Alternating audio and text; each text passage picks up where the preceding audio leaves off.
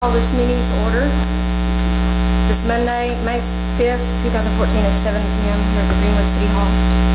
If the city attorney would please call the roll. Mr. Brown? Here. Dr. Johnson? Here. Mr. Powell? Here. Jim Turner? Here. Rex Turner? Here. Support. All right, I'd like to ask Dr. Burgess to open us up with prayer. If we don't stand, please. Would you bow, please? All Lord and all wise, Heavenly Father, we give thanks this evening for your many blessings. Thank you, Lord, for the privilege and grace that you give us to use life on earth. But most of all, Father, may we be more grateful, more appreciative of the great gift of your Son, Jesus Christ, who died for us. Father, we pray your blessings upon this meeting. We pray for each one here, for our council and the city employees who are here. Father, may they make good decisions, help them in the difficult tasks that they have. Father, we pray for our nation and for our leaders. Help them that they might get to you. Father, we pray that as citizens of this good community, that we might strive to love and to understand each other, that we might work toward having a better community with greater love for each other and you.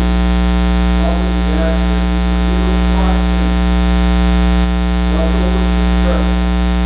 In Jesus' name we pray. Chief Dawson, would you lead us in the pledge of allegiance? Allegiance to the flag of the United States of America and to the republic for which it stands, one nation, under God, indivisible, with liberty and justice for all. Please stand.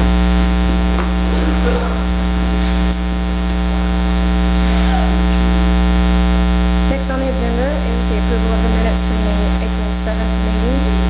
I'd like to entertain a motion to approve those.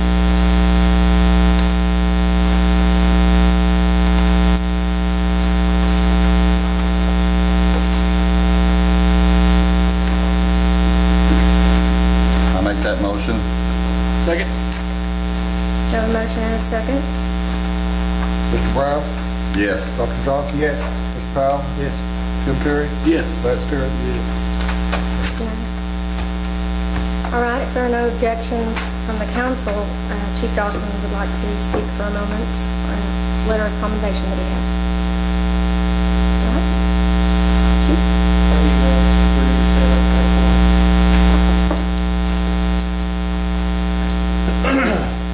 I believe most of you know that we had a shooting Saturday night. And the three up here, I think they did a fantastic job when they got on the scene. And I could see that once I got there. After midnight, I got the phone call about the shooting. But I want to tell you a little bit about it. Basically, they got a call of disturbance at Dogwood Apartments. And while en route there, they learned that there was a gunshot victim. When I got on the scene, there was people, citizens that were out and about. And they got them secure and out of harm's way. While there, they heard screaming from upstairs, which would have been the gunshot victim screaming. Our information at the time that they were able to gather in that short period of time was that the gunman was probably still in the apartment, and this victim was lying in the apartment doorway. Sergeant Pittman made a plan that Officer Salih would take up a position in the front of the apartment complex where he could give them cover to get up the stairs. And in doing that, he had to cross the parking lot, which could have been in the line of fire if the gunman was still out there. So not knowing that, he took up a position there in the front parking lot. And Officer Fair and Sergeant Pittman ascended the stairs and were able to retrieve the victim, gunshot victim, and get him down the stairs and to the ambulance. After that, they were able to assist with apprehending the gunman at a different location. So what I wrote in the accommodation letter of commendation for outstanding performance while demonstrating a high degree of professionalism, initiative, determination, teamwork, and sound decision-making during a highly charged event by successfully rescuing a gunshot victim from a second-story walkway on May 3rd, 2014. This action was selfless and put you in imminent danger as the location of the gunman was believed to be in an apartment only a few feet away. The victim, without immediate medical attention, could have easily been further attacked or died from injuries sustained during this event. In addition, by participating in taking of an armed subject in custody without additional injuries or loss of lives reflects great credit upon Sergeant Pippin, Officer Fair, Sallee, the professional law enforcement, the Greenwood Police Department, and the citizens who we serve and protect. And I commend these individuals for a job well done. Thank you.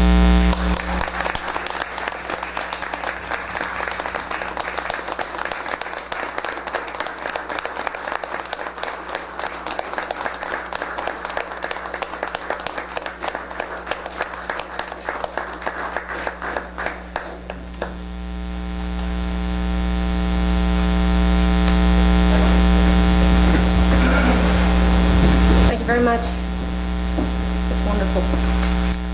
All right, there is a bid opening for street improvements. We'd like to complete that at this time. Chad Brixey, would you please approach and do that? Hello, I'm Chad Brixey with Brixey Engineering, and we prepared the plan specification for this project. It's street improvements on Adair and Chicago Street. And we've only got one bid here.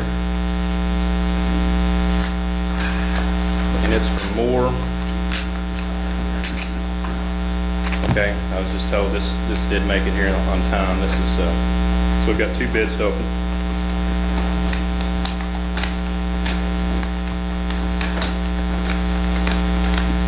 First one is for Moore Contracting.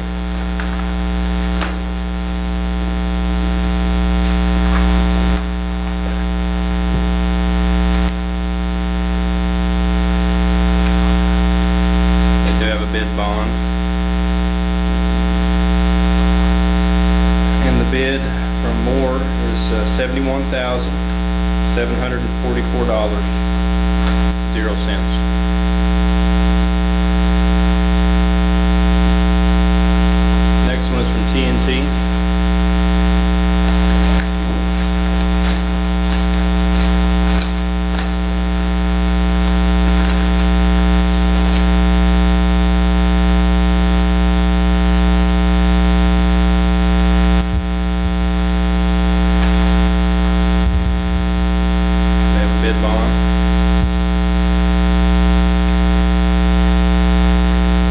Bid is for $69,868.00.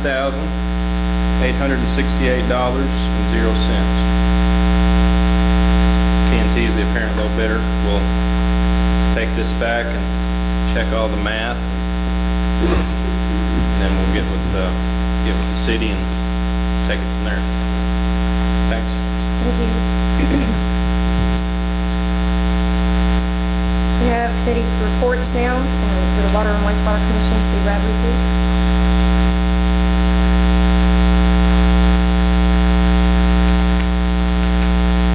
Mayor, Council, Mr. Chamber. The Water Wastewater Committee met on April 28th. We had a presentation and was able to invite our current bond holders, Regions Bank, who hold a bond that's coming due on December the 2015. And to look at options that we may have available to us as we look at the water tank project. We talked about that at the last meeting and the meeting before. You know, there may be an option for us to roll this new project into that bond, save 1.25% interest, and actually have a lower payment. It would go for another 8 years on top of that, but you'll be hearing more about that, because what we want to do is, after we review it, talk about it, discuss it a little more, is have them come do a presentation to the council so that you guys have an opportunity to look at the options available to us, and also entertain. You know, we want to make sure that we include the local bank here, the banks in Greenwood, to to see if they have an option for those type of bonds. It's not our experience that they have that expertise available to them, but we're going to explore that option as well and give that opportunity there. And also I want to talk to Chief Dawson about who they chose, which was Simmons Bank, with the bond that they did. We may want to figure out a way to piggyback that as well. So we're looking at different options, but I just want to make you aware of what we're doing and how we're doing that. But we'll be coming back to you with a presentation on the options that are available. Any questions? Thank you. Thank you, Steve. All right, with the Boys and Girls Club, Cindy?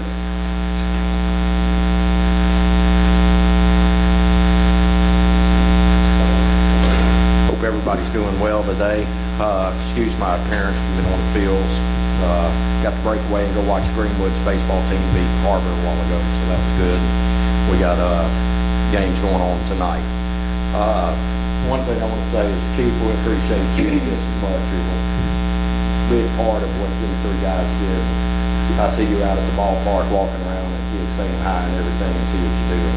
And we appreciate that a ton, making it safer for our club kids. And that's the reason Greenwood's growing so much. I really believe that with everything that people are coming together and doing. We have 97, I've said this last time, but 97 3- and 4-year-olds playing. That's unheard of. It just keeps getting bigger and bigger. The last month we had a tournament there a couple of weeks ago. We had to cancel on Sunday because of weather, even though it didn't get here. We had so many teams from Oklahoma, Kansas, Texas, and Mississippi trying to get those folks back home safe. But we did play Friday and Saturday. We ended up having a total of 80 different teams playing out there between the 2 days. Great success. Made us some good money. We actually bought a 4-wheeler out at the club. 10 years it took, but we have a 4-wheeler, a used one, but it's definitely going to do the job. Our after-school program keeps getting bigger and bigger. We cracked the 160 mark a couple of weeks ago. We're feeding 92 free snacks a day, so we're really excited about that. One of the things we discussed at our exec board the other day, 5 years ago, our note, we owed $235,000 on our building and everything. We have able to reduce that. We're right at 139 now. So in another 10 years, hopefully, we'll be debt free from that note. We can take that money that we're paying and do something else with. We wouldn't be able to do that without people like y'all, United Way. So we'd like to say thank you on that. Does anybody have any questions? Thank you. Eva Jones, senior center.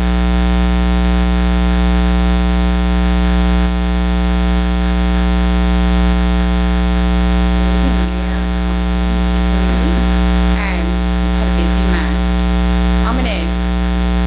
Some of these numbers I'm gonna give you is not on your paper, but I want you to see a comparison last year to this year.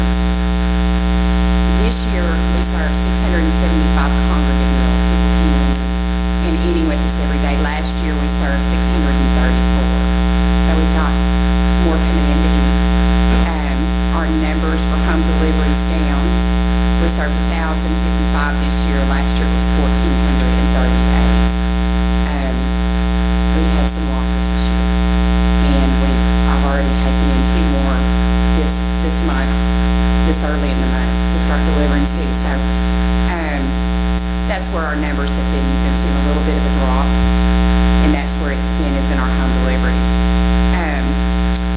Last year in transportation, we had 110 transportation. This year we had 170. They picked up 6 different women this morning to bring to the center. So I think that's awesome. They're starting to want to come in more, and that's what we want to see them, is coming in and having a good time and spending time together. We serve 1,730 meals to our citizens of Greenwood, and we served a total of 3,197 meals throughout the area that we serve. So 1,467 of them were the surrounding area, Milltown, Julian, out towards Hackett. So it was kind of all over the place.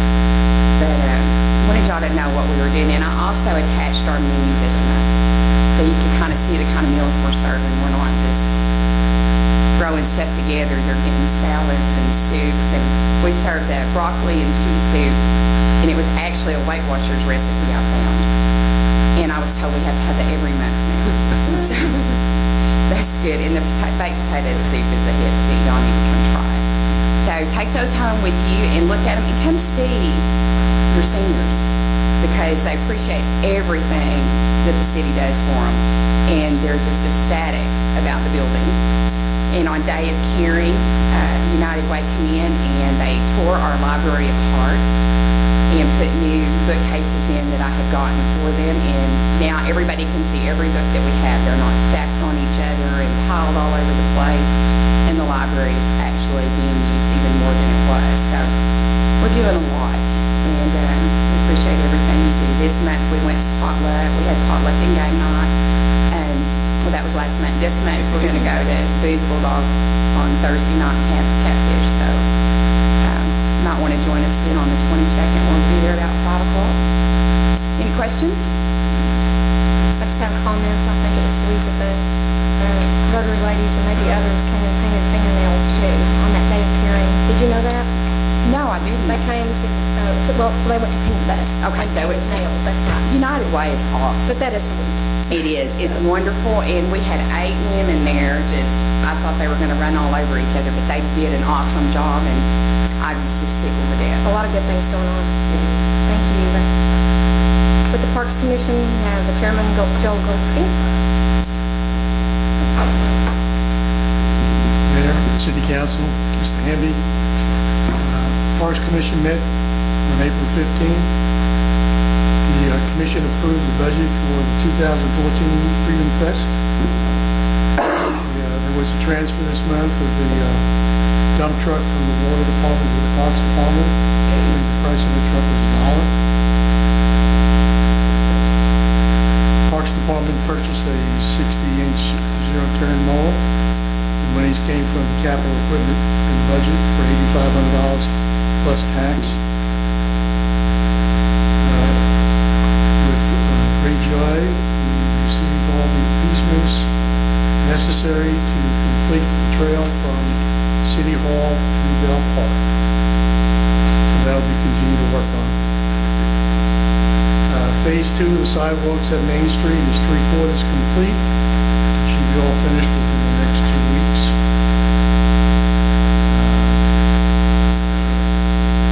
And all the monies that were in the grant have not been exceeded, so there's still monies left over on that sidewalk fund.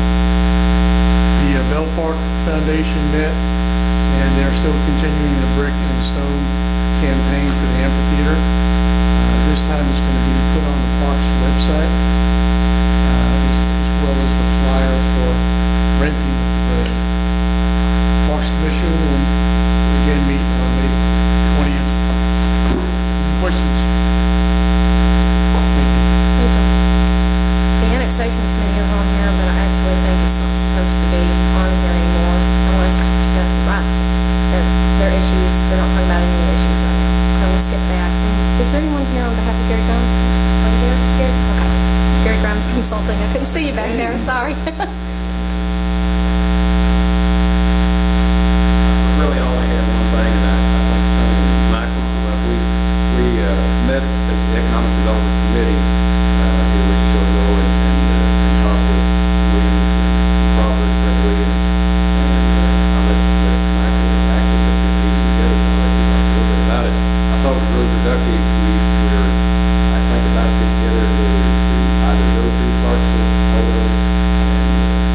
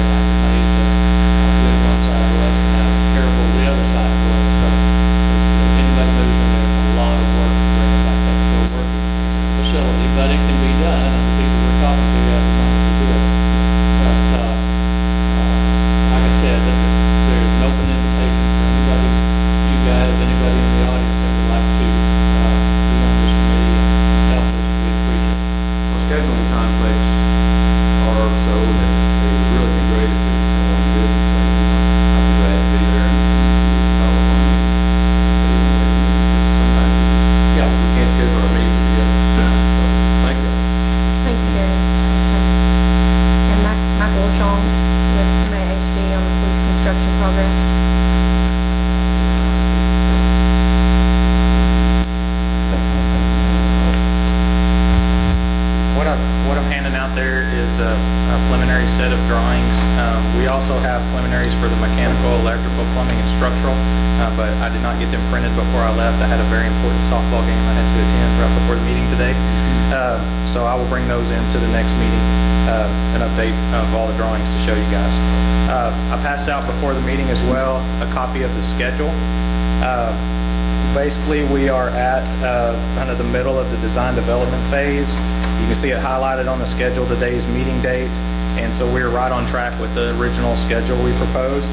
I actually updated this schedule a little bit from last time, and if you'll move on over into the construction procurement phase, I moved the bid opening up to August 4th.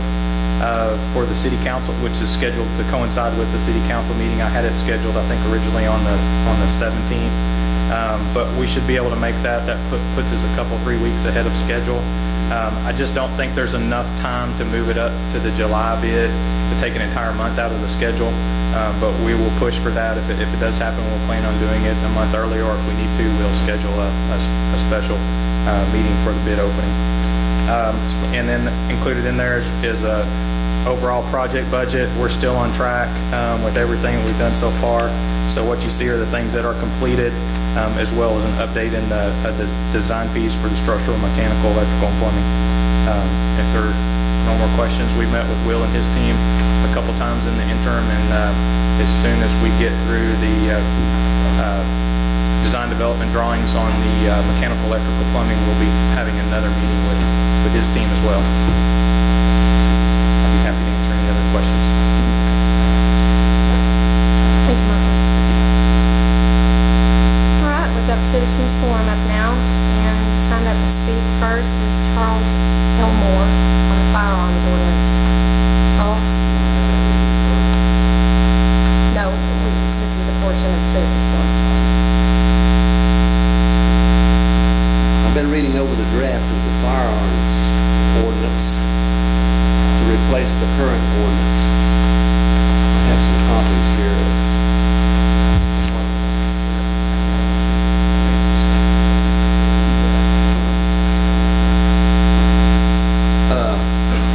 I would propose adding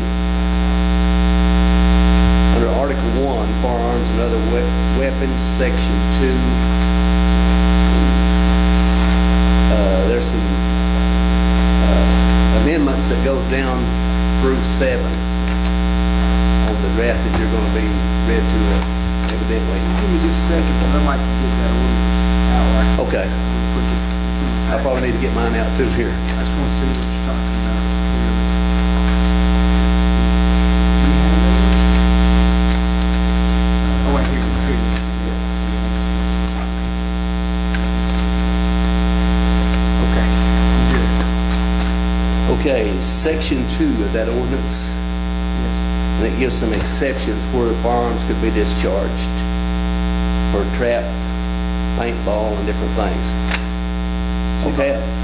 You want to add a person engaged in target practice. It goes through 7. You're proposing adding number 8. I'm proposing adding Okay. number 8. By a person engaged in target practice or trap shooting at least 150 yards from any occupied structure, by a person having 10 acres or more property and shooting into an embankment sufficient to stop the bullet or projectile being fired. That would give you some safety, a backdrop there. Under penalty, the penalty kind of got me there a little bit. Firearm seizures is never a real good issue. Everybody's afraid their firearms are going to be taken. Under A, Section 2-2, seizure of firearms or other weapon. Now that's the penalty if you should violate your amount of distance from a structure. Any firearm or other weapon used in commission of a violation of this ordinance shall be seized by law, is what the amendment or the ordinance, the new ordinance says. That's pretty hard and firm. Shall be seized by law enforcement officers and held at such time the offense is properly adjudicated. I would propose changing that to any firearm or other weapon used in commission of a violation of this ordinance where safety is an issue may be seized by law enforcement. In other words, leave it to the officer's discretion. I think we've got some good officers, and I think they, quite capable of making the decision and not have to go out there and say, well, the law says I have to take your firearm because your neighbor complained, although, maybe they could see that there was no danger there or no safety issue. Where safety is an issue may be seized by law enforcement at the officer's discretion and held until such time the offense and the property is adjudicated. Now, the two words that I changed, I highlighted in blue. The addition is highlighted in yellow. With the exception of this section 2 up here, I didn't highlight that whole thing. It's completely new. Appreciate your patience. Thank you. Thank you, Jim. Does anyone have any questions on this? I looked, one more thing, I looked where we trap shoot, and I'm probably 176 yards one way from any structure, 168 yards one way, 185, 165. I couldn't comply with the 300-yard deal, but I'm shooting into the woods, and the woods is a mountain. The woods is on a mountain. Thank you. Thank you. Next is Ken Hanna of 1103 West Denver. There is no subject for the topic of discussion listed. Yes, ma'am. I've called many times to complain about 1100 West Denver Street. It's extremely eyesore. I've been told to come here, so that's why I'm here. I live across the street from it. A month ago, about nine months ago, people left the place. Grass hadn't been cut. Trees are falling down. About a month ago, we were walking in the front yard, looked across the street, and somebody's taking off the screen door. Stuff like that. People hauling junk in there. I've called the police department, they've come and took care of it and stuff like that. But it's just an eyesore. And that's the only reason. Where are you talking about in relation to on Denver? Trying to get out. 1100, you know where the 6 duplexes are? Yeah. Right next to it. So I need to know, or I guess who's the code? Y'all been working on that, trying to run it off. So okay, so you're aware of it and working to address it? And you're gonna discuss it when we get down to your department. We'll do our best to try to work on it. Okay, thank you. That's the only reason I'm here. I appreciate it. Thank you. Stephen Smith, annexation of Shadow Lake.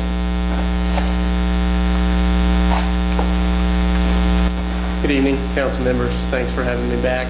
As you all know, this is a very important evening for not just Shadow Lake, but for all the areas being considered for annexation. And I think that one of the things, in addition to what I've discussed and the materials I've presented to you all in the past this evening, is that I know that the sentiment seems to be that this is something that should go to the voters. But I want to emphasize the importance of your role in this as a filter of these issues, especially those that you would put to the voters, and make sure that everything that would come in front of a voter on a ballot box is something that is fully vetted. And by that, I am emphasizing the importance of this council as well as the annexation committee to revisit the numbers that have been presented regarding the various areas to be annexed as far as city turnback, tax dollars that would either go up or down, water rate increase and decrease, because those numbers have not been justified. And in fact, if you look back at the record of the annexation committee minutes, you see commentary from various department heads talking about things such as street maintenance, street overlay within a certain period of time, and a lot of those costs are not being taken into consideration. And so you all are going to have this first reading tonight, and I'll be frank with you, I haven't had an opportunity, I haven't seen the ordinance. I would love to read it. But it's something that lacks a strong foundation. And it's something that before this council votes to just put it to the electorate, they've got to make sure that you all have to make sure that you are fully educated, and then you've got to make sure that you're doing your duty to your constituents so that you, as an educated body, can then put it to them saying, we've been fully educated about this and we have confidence in it. And this may be a little out of place on my part, but I would like, and of course you all can choose not to question me or even speak on this issue, but one of the things that I'm certainly curious about is what this body's thoughts are about this annexation. I don't know that anybody has really heard from you all, and so I invite that at this time, since we are here on the eve of the first reading. And again, I don't demand it. I respectfully request that, and I thank you for your time and attention. Thank you, Stephen. Next is Jim Newcomb of 129 Ridgecrest on commissions.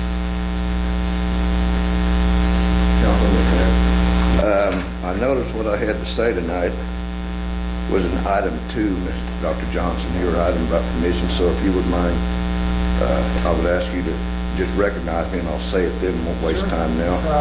But if I could expand a little bit on the proposed Amendment 8 that was just made. One thing that I would be worried about when they say berms, you want to know how high that berm is supposed to be. You want to make sure it's adequate. And then if it's at all possible, trap shooting is not that dangerous, but it's still with a weapon. If you could arrange it to where that your trapped site or your trapped area is away from the city limits, that would be very helpful. And not to make Mr. Elmore mad, but I kind of disagree with him. I think if you're out there, you've got a weapon in your hand, you break the law, you seize it. Turkey season's over. If I decide to go turkey hunting tomorrow and Game Warden Michael catches me, I'm losing my weapon, and I know it. You have to be real serious about that stuff. That's all I got to say. Thank you. All right, we have agenda additions now. Is there anyone that would like to add something to the agenda? Any of you directors? Go ahead. I'd like to add for discussion on a intersection. It is for discussion only. Discussion on an intersection? Yes. All right, thank you. Thank you. Item number 8. I would like to add, you have hopefully in your package, you have a resolution from the Parks Department amending the budget for salaries, labors, capital expenditures. Yes, we got it. Okay, thank you. Number 9. Will that read?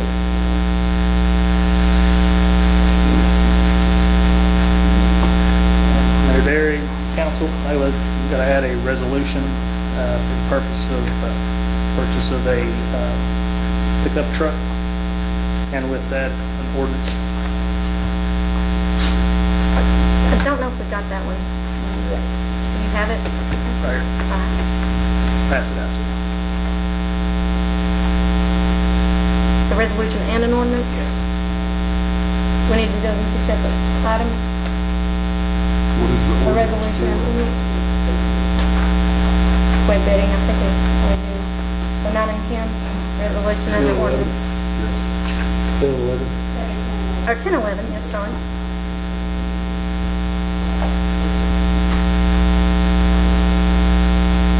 All right, is that it? Think so? All right, the first item under old business to discuss is on behalf of water. It's an ordinance adjusting.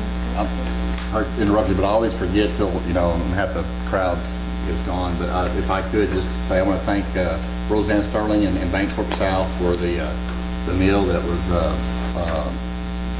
offered to the councilman and the department heads tonight. It was, again, it was very good, and it seemed like it was been a Burgess night with Dr. Burgess, giving the prayer this morning, and then Roseanne giving the meal.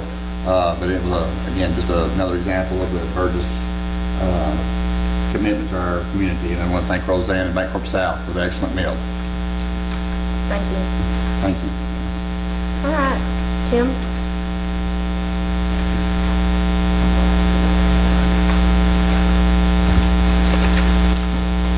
You should have before you an ordinance adjusting water tap fees.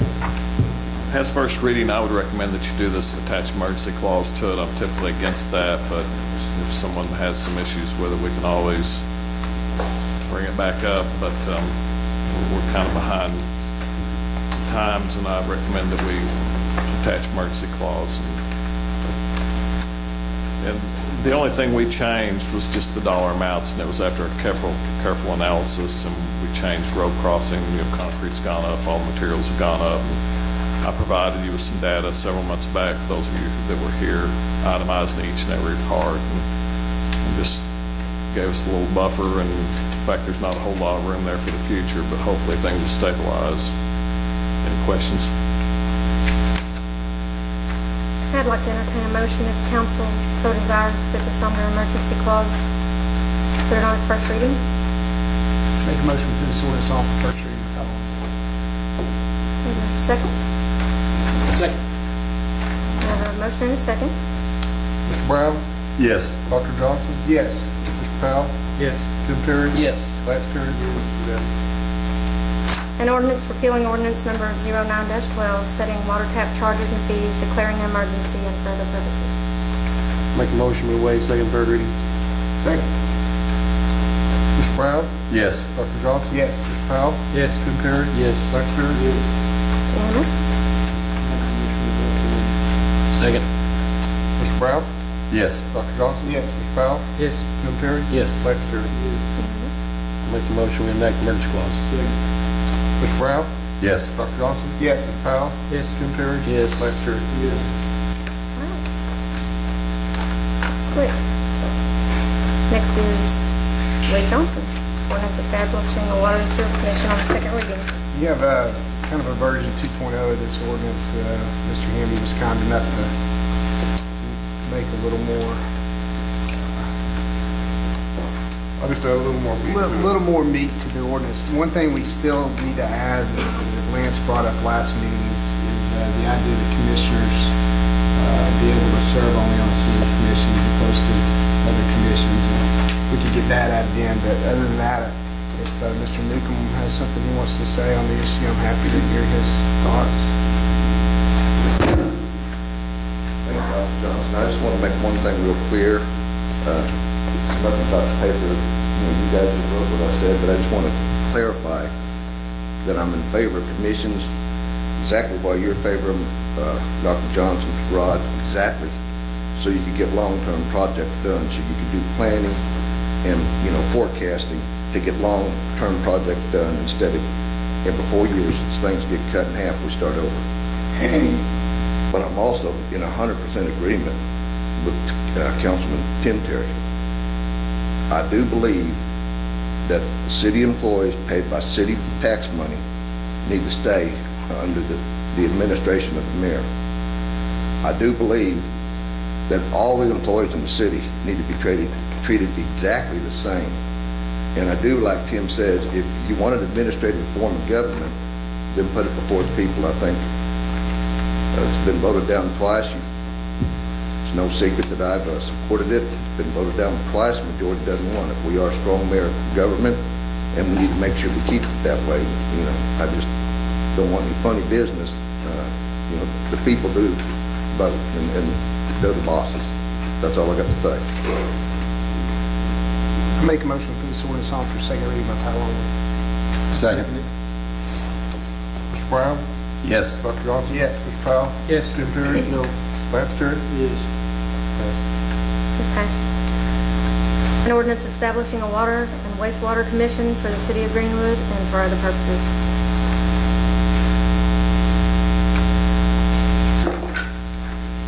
All right, next is police. Will Dawson, time off policy for personnel or old business.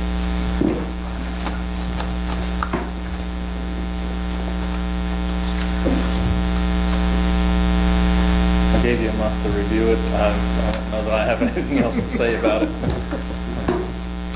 Does this require a vote of us, is that right? I did have a question. Whereas, talking about the accumulation of sick leave, and it said that, at the end of their term of service, whether retirement or death, and what is our definition of retirement? It seemed like there was a hang up that at one time. There's no question to us anymore about where it is. So with the opinion of municipal league about the payment to former Chief Jackson, retirement is retirement. It's always, and I didn't agree with payment at the time. Retirement's retirement, and of course, no question about death. So we're talking about when you retire from law enforcement, not if you decide to leave the law enforcement profession and take a different type of job, that's considered retirement. Retirement is, for us, at 28 years of service, or 32 for a different percentage. So if you don't retire and start to collect a payment from our retirement system, then it's not considered retirement. Now, is that something that, for clarification to be stated there? No, Is that's it a definition what for we that? discussed at one time. There's an Attorney General's opinion that's out there that's not binding upon anybody. It's just an opinion. And I had hoped during the last legislative session that they would define that in the statute itself so that there's no dispute. But the legislature did not do that. And so we're just left with the Attorney General's interpretation, which is what Chief Dawson just told you, and we don't have the power to define what that statute means in our own policy or ordinance on its own. So until the legislature steps in and defines that, then we're going to stand by the Attorney General's opinion until someone tells us otherwise. Mike, but just as a department / city policy, can we not set our own guidelines for what the Greenwood Police Department You can, but there's a requires? statute that already speaks on that subject. And so we're kind of stepping on the state's toes. They've already legislated on it and told us this is what the law is, and we're trying to add something to it and define it. I don't have a problem with doing it, but I think you're trying to legislate a state issue in the city. Yeah.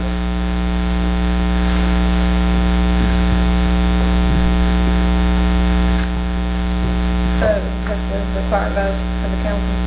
Yes, I think that we should have a vote of the council to approve the policy. I make that motion to approve. Second. Mr. Brown?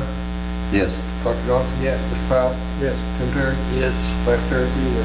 It's unanimous. Okay, next is water. It's a resolution amending the budget for capital expenditure purchase.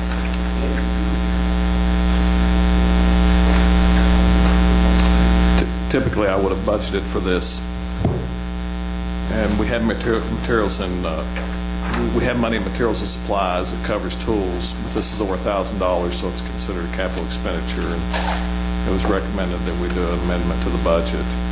I've been looking at this and researching it for the last year and a half, and basically we have some pipe in the ground. It's called AC, or asbestos cement. Not only do we have it, every city in Arkansas, and probably the 2 or 3 state area, probably nationwide, has this particular type of pipe. It's very hazardous to cut. I've been researching this for a while. Fort Smith, this is what they use to cut this pipe with. It's called a chain cutter. Basically, it snaps the pipe. The AC pipe is not hazardous until you cut it with a power tool and create the dust. So that's what this is for. We hope that it's going to work for us. That's what Fort Smith's using. They're demonstrating it at the next district meeting at the end of the month. We've ordered it. It's a little pricey, But if it works properly, like what we've been led to believe and told, then it's very cheap and inexpensive for what it's going to do for us. What's the, I guess, the average life of a pipe change cutter? Well, it's a pretty simple tool. It's just a chain with a hydraulic pump. You can buy another chain. The chains are very pricey. I think this tool is about $2,800 less tax. Some of them are as high as $5,000. The next size up. This should handle every size pipe that we've got in our system. I don't think you can wear it out because it doesn't happen very often. But if someone goes out and puts a telephone pole in tomorrow and drills through our AC pipe, there's no way of fixing it without cutting the pipe. There's just absolutely no way. You can't. Sometimes you cannot patch a pipe. You have to actually remove a segment of it. So. I mean, I agree with the purchase of it. I just didn't know whether, I mean, if it was something that was really short-lived, I thought maybe just keep it under materials and supplies, you know, as opposed to as a capital expenditure. But I guess that's why I was just trying to determine the longevity of it. It sounds like to me if you can replace the chain, you know, the mechanism itself, whatever, lasts quite a while. It's probably a long-term. I think the price is what puts it into capital expenditures. I had provisions for tools, and typically I would have put this in the budget, but at budget time I was still researching it and looking and asking different salesmen. I've done a lot of research, and I looked at it, but I wasn't for sure, and it's not much money to spend if it works. It's a lot of money to spend if it doesn't work, but I'm told that Fort Smith uses it. In fact, Fort Smith won't even allow a contractor to cut the pipe without this chain cutter. So basically it just applies pressure and snaps the pipe as opposed to using a power motor, a power tool to create dust. So should work fine. Are we allowing contractors to cut it without it? Well, I don't have any control of what a contractor does, but I suspect that we won't allow anyone to cut the pipe without using this tool if we have to loan them ours. Most people don't have this tool, and some people just refuse to take it serious and address the issue. But We have a little control. We can write it in our specifications. we can. Bids go out. We can. And there's no reason to let them if it's just now come up because we've just now found something to address the situation. I've been looking at it for years actually, but quite actively in the last two budgets I've been looking at this very hard. So it's new for me, so we haven't had to address it before with contractors. But I suspect that we don't want to create a dust field out there, because when you leave, the dust is still there, for everybody else. So I suspect that we will address that. Make a motion to pass resolution. Second. Mr. Brown? Yes. Dr. Johnson? Yes. Mr. Powell? Yes. Tim Terry? Yes. Lance Terry? Okay, Sunny, the next section, ordinance, first reading. Mayor, council, tonight is our first reading on the annexation order. You've got a copy of the ordinance in front of you. Notice down in the section of legal description, Brixey and Company is working on the legal descriptions. So what I am asking for tonight is put this on the first reading, and we will add the legals when we get them. When do you expect you're going to have those, Sonny? Within the month, before the second reading. Before we have the second reading, I highly encourage you to have those.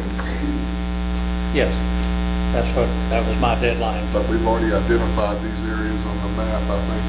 We thought we were going to be able to do it by parcel, and then found out that it's going to have to be by means and bounds, so that's what he's working on now.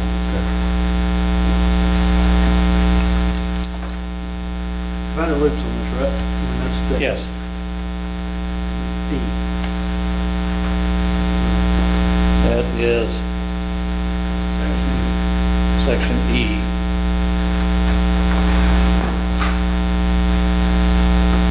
Did we ever determine if they were surrounded by all sides of the city limits now?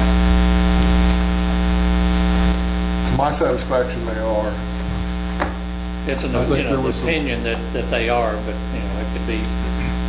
I think there was some inaccurate information that maybe Well, the fact that we own, the road is ours, which completes the circle around them. That was the key, and according to the municipal league, that did determine that they were completely surrounded. I have one question. On the second page under section 7, the bid for annexation approved becomes final, following services shall be extended within 3 years. Fire, police immediately, code enforcement immediately, animal control immediately, sanitation service currently, water currently. Some of the areas that you're talking about annexing don't have, they have well water. And we don't have to provide anything to fire and police. The others would be available if they wanted to tie on to our water, or if they wanted to tie on to our sewer. It can, we have the capacity for it, but it's not something that the city would have to go out there and run water lines. As I read that, the inference is that we are currently providing water to all the people in. We are. Well, we're currently providing sewer to anybody in Greenwood. Whether or not they want to run the lines or not is, they can hook up with that. There's a section of this land, you don't understand what I'm saying, that section there alone doesn't have any, they don't have any water. And, I've got to have water. But we're not providing the water currently. You need to define the word shall mixed in there, as opposed to may or might. I don't want to back us into a corner where we're forced to. I think it's like, to me, the way I see it, Sonny, if there's somebody there on Bell Road that's currently on the septic, they can get onto the sewer, but they have to pay for the, The city doesn't have to pay to run the line to them. They would have to pay to run the line to the sewer, and it's we would available connect if they just want to incur the cost. Some of the areas you're talking about are not in our water district. Well, that's why I'm asking why this is even in here. Why do we even have water on there? Why is that even listed in there? I would suggest we remove it. That would be my suggestion as well.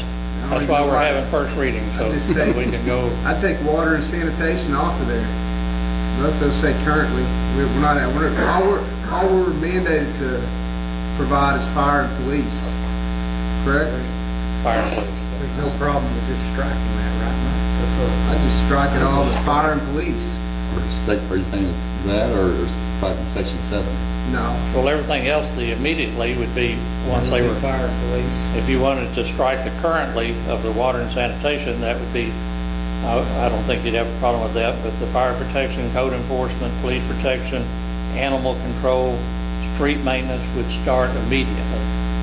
How do you define street maintenance? Cleaning up the ditches and fixing any potholes, or it doesn't mean overlaying it. It means maintaining the streets. We don't have to do that. We have to maintain it. Well, that's not, more than annex, we don't have to provide them street maintenance, correct? It's correct. I'm not saying we shouldn't. Yeah, I I'm just understand. saying, I'm just trying to not put us in a position where somebody comes back and says, well, you said in your ordinance that you were gonna maintain our streets within 3 years, and I've got a pothole out here that hasn't been filled, and you better come fill it or else. Whereas we don't have to, anything we say in this ordinance, we got to stand by. You know what I'm saying? If we're able to strike that, we can strike it, and they don't hire that guy. Because the pothole didn't get filled. Just strike it all to fire and police, unless there's a good reason to have the other stuff in there. Dr. Johnson, state statute states that we only have to provide fire protection and police protection. So, Don't even have to provide police protection. Just so fire. if we want to remove those things, to remove the confusion, Strike it all except for fire. And that way we don't back ourselves in a corner where they go hire that guy. Well, they already have that guy, but. I think those are services. Those are services. I If we think you choose to need extend to- to them, we can after the annexation. I think you need to use common sense, and if we're already providing it now, I think we need to continue doing that. I don't have a problem with the things that are listed there. Police, fire, code enforcement, animal control. the sanitation, the sewer, and the water, I don't have a problem if we remove that, and the street maintenance, that's up to you guys. But the first four, I think, are fine. You know, I think the code enforcement and animal control add value to the annexation. I mean, that's telling them that this is gonna happen immediately. You're not gonna have to chase dogs out of the yard anymore. We'll do that for you. The only thing I feel strongly about is the water and sanitation. And I have no problem with that. Well, and you talked about street maintenance. Overlays is a capital expenditure. That's a capital improvement. That's not a maintenance issue. And so maintenance is truly fixing potholes, but maybe we need to define the word maintenance in that ordinance. We need to do that. Well, you don't have a problem striking sewer and water and leaving the rest? Other than you think we ought to define street maintenance? No, you know, of course, Robert did a lot of research on this, and what he determined was through statutes was as long as the city has this in their infrastructure and somebody can tie onto it, we are providing sewer. If we have a water line and they want to run a line to it, hook up to our water, they can. And so, you know, that was the premises that we were working on. But if you want to strike those two out, it shouldn't make any difference on the ordinance. You know, like I say, fire and police is our main thing that we do, but the other adds value to the annexation. The sanitation is regarding trash service as well. Right. Yes. Keep saying sewer, but, I mean, is it Yeah, sanitation sewer? service.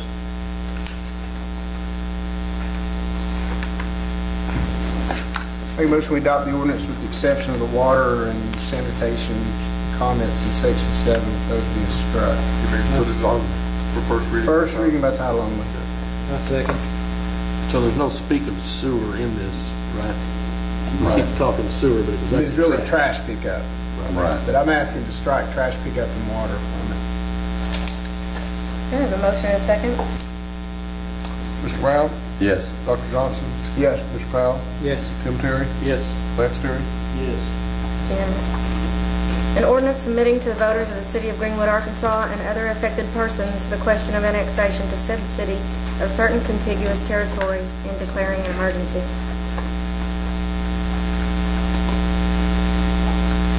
All right.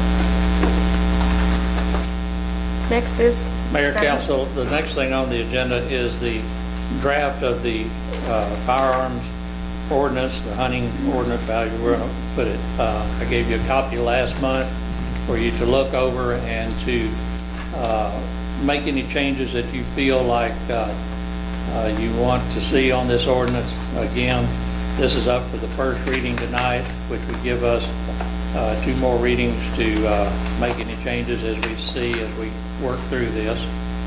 But one of the suggestions was from Chief Dawson is to go from 10 acres to 20 acres. 25 would make him even happier. Can we look at the suggestions on the, allowing him to shoot trap and ski? Yeah. Mr. Elmore's suggestion was to bring that down to 150 yards and instead of 150 feet, I think. It'd be 150 yards for, specifically for target practice or trap shooting. It would still be 300 yards for other gun purposes. Okay. Is that fair enough? So if you want to hunt, you got to be 300 yards away. If you're target practicing, you do 100 feet. And then with shall and may, with your seizure, and Chief Dawson, what are your thoughts on that? I think he's got a valid point. Shall is never a good word for us. We don't want to paint you in a corner. If you feel like shall paint you in a corner, then okay with may. I mean, if you have if you pass it the way it is and he goes out, and the kooky neighbor beside him has been complaining, he'll go out, you have to seize it. Whereas if you had may, you can say, well, you're going to keep your weapons, but you're on your way to court. Well, this is only in case of violation. If he walks up to the neighbor's property line Okay. and shoots a deer, that's a violation. But if he's out and doing everything that he's supposed to and shooting, then that's not a violation. So like I said, it has to be a violation before they seize the weapon. But I wouldn't have any problem changing that to May too, because I would trust the police judgment. Well, how minor could the violation be? I mean, what's Maybe shooting a snake. okay, there you go. He walked up to the neighbor's property line, he's within 1 foot, and he shot a rabid skunk or he shot a rattlesnake. And then the kooky neighbor calls you, and then you come out, and you have to seize his weapon. That's where the May would work real That's good. where I side with him. And, I do too. And so I think the shall should probably be changed to may, unless you can think of a reason why. And I know what he's doing. I mean, he's got a grandson, Caleb, and I know Caleb Bibbins very well. And I know all of his hunting stories on his property, and he views that as a right, and I view it as a right that he has that he should continue to have also. Well, I wrote down May and put a circle around it because I thought that was And a... I say we take it, because this is the first reading of it anyway, and dissect the heck out of this thing. I haven't really had that good of a chance to read through all of it anyway. How big is the hurry? We want this in place when the annexation is complete? What brought this on was when we were having the annexation committee meetings, and some people with the large parcels of land north of Meadow Bridge, in that area there, and over behind the Hill Edition, I think there's 25 acres over there. And they said, we don't have a problem with coming into the city, but we bought this property for hunting purposes. We've got this huge amount of property up there. It's all wooded. We would like to continue to hunt and be able to shoot our weapons on it. Could you work with something on that? So I went on and looked at different communities in Arkansas and in Texas, came up with basically, this one was from Carlisle, Arkansas, where, the big rice country, and there, farmer might have 1,000 acres down there, but it's in the city. And so this is what it's based off of. And it's to kind of accommodate these people, knowing that they're doing it already. All we're doing is changing the line of the city limits to surround them and putting in restrictions. As it stands right now, my house is my backyard is the county. Right now, the person who lives behind me can come up to my backyard and shoot a deer. With this in place, he can't. And so it adds restrictions. It still gives them the right to do this, but they have to be aware of what they're doing. We already have one in place that's similar to this. We have one in place that says there's no firearms, period. Foy Brown's got one that says he's allowed to. And he must have a federal. He's got a Greenwood city ordinance. Is that right? Well, I've this never would seen it. replace any ordinances out there, correct? Yes. Okay. Well, Lance, you had something you wanted to say? Well, I was just gonna say, I personally have not had a chance to really go over this thing good, because I'm an avid gun person. So, Mr. Elmore makes some really valid points here, and I think as far as the first reading is to put it on there and just go ahead and then come back next month and then make some changes, because we all, what I'm saying, we've all got different views about stuff. And like I say, I myself have not had a really good chance to read over this, and I agree with him. When you start talking about firearms, you get my attention. So, are you okay with making the changes Mr. Elmore discussed and bringing it back next I think reading we with but those I would, changes in place? what I would rather do is, for now, is just put it on for the first. I would rather just put it on for the first reading, and then come back next month and Put it on for the first reading as is. and then come back next month and. That way we can put some thought into the shall and the may, because there may be some more shall and mays in here that we may need to. This is something you're involved in, right? No, I haven't even seen it. Well, you need to be involved in it. So within. I just want to add this on the acreage. But just keep in mind when you talk about firearms, you talk about rifles. You're talking about the 22 that may travel at the furthest probably half a mile to a mile, to a 7mm that can travel up to 5 miles. So 10 acres, even if we're in the middle of the 10 acres, if it's a perfect square 10 acres, still isn't that much land to make if you're talking about rifles. So you can get with Sonny this month and y'all can discuss maybe some restrictions on Just concern, I definitely want to look at it, I haven't looked at it. I make a what I'm motion, we saying. put it on by title, for first reading by title only as is, with the thought that we're gonna come back and visit it again next month. We'll definitely visit, because like I say, because Chief Dawson just even made it even better. He said he hadn't really looked at it either, I so. think, Mr. Elmore, I think all of us are, or at least I am, in favor of your changes. I think the idea is we'd like to, if we're gonna change it, there may be more changes too, and rather than change it now and change it again next month and change it the next month, maybe one good, well thought out. One of the sections you might look at, one of the sections you might look at is Section 4, Section B, residential area. No hunting or discharge of firearms shall be permitted within 300 foot of any occupied building, street, public way, park, school, church, commercial, and/or residential developed area, and not fired in a manner reasonably expected to cause a projectile to cross the boundary of the 10-acre tract. It meant yards. I second Lee's motion today. Okay, we have a motion and a second to put this on first reading by title only. Mr. Brown? Yes. Dr. Johnson? Yes. Mr. Powell? Yes. Tim Terry? We need to change the title and declare emergency out. Yeah, take the emergency stuff off. It was in that last one as well. Last what? That last ordinance we read, it's an emergency. Yeah, we're not having an emergency on that. Yeah, I'll modify the next month. Okay, then yes. Lance Terry? Yes. Unanimous.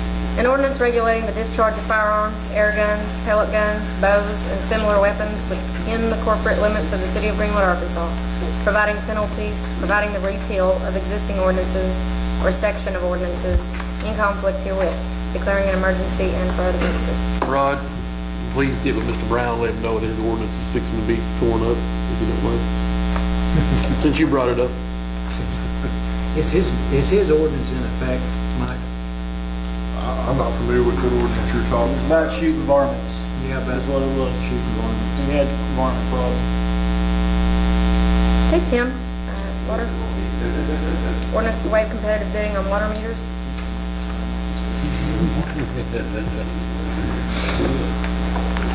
Never mind, tell him it's sorry. This likes something like a leak. This is a budgeted item, and it falls within the budgeted amount. It's a proprietary item also. If it were to go out for bid, the same people would be bidding on at the same price. Typically, I'll order them incrementally, and they don't exceed the 20,000 now limit, except I ordered them all at once because it takes so long, and they kind of trickled in. It was recommended that we do an ordinance to waive competitive bidding just as a housekeeping measure. Any questions? Mike, you okay with this waiving competitive bidding on what he's talking about? Yes. And I move to pass this ordinance by title only. Put it on first reading by For title first only. reading, yes. Hey, Tim, how far away are we from having all these in? You just, I missed that, I was reading. We're pretty close. We're really pushing it, and that's what this order is this year. It's all the 1 inch, inch and a half, 2 inch, and we have a few 3 and a few 4 inch. Consequently, it's also the hardest part. So, but we're getting very close. Okay, we have a motion to put it on first reading. Do we have a second? Is this needing the emergency clause as well? Yes. Does this one need the emergency clause? Yes. Somebody said. Rod's sticking. Oh, did you? Okay, I never heard that. Sorry. Mr. Brown? Yes. Dr. Johnson? Yes. Mr. Powell? Yes. Tim Terry? Yes. Lance Terry? It's unanimous. An ordinance waiving competitive bidding for purchase of radio read water meters for water distribution, declaring an emergency and for other purposes. Motion to waive the second and third readings. Second. Mr. Brown? Yes. Dr. Johnson? Yes. Mr. Powell? Yes. Tim Terry? Yes. Lance Terry? Yes. Motion to adopt ordinance. Second. Mr. Brown? Yes. Dr. Johnson? Yes. Mr. Powell? Yes. Tim Terry? Yes. Lance Terry? Motion to suspend the rules and enact emergency clause. Seconded? Mr. Brown? Yes. Dr. Johnson? Yes. Mr. Powell? Yes. Tim Terry? Yes. Lance Terry? Unanimous.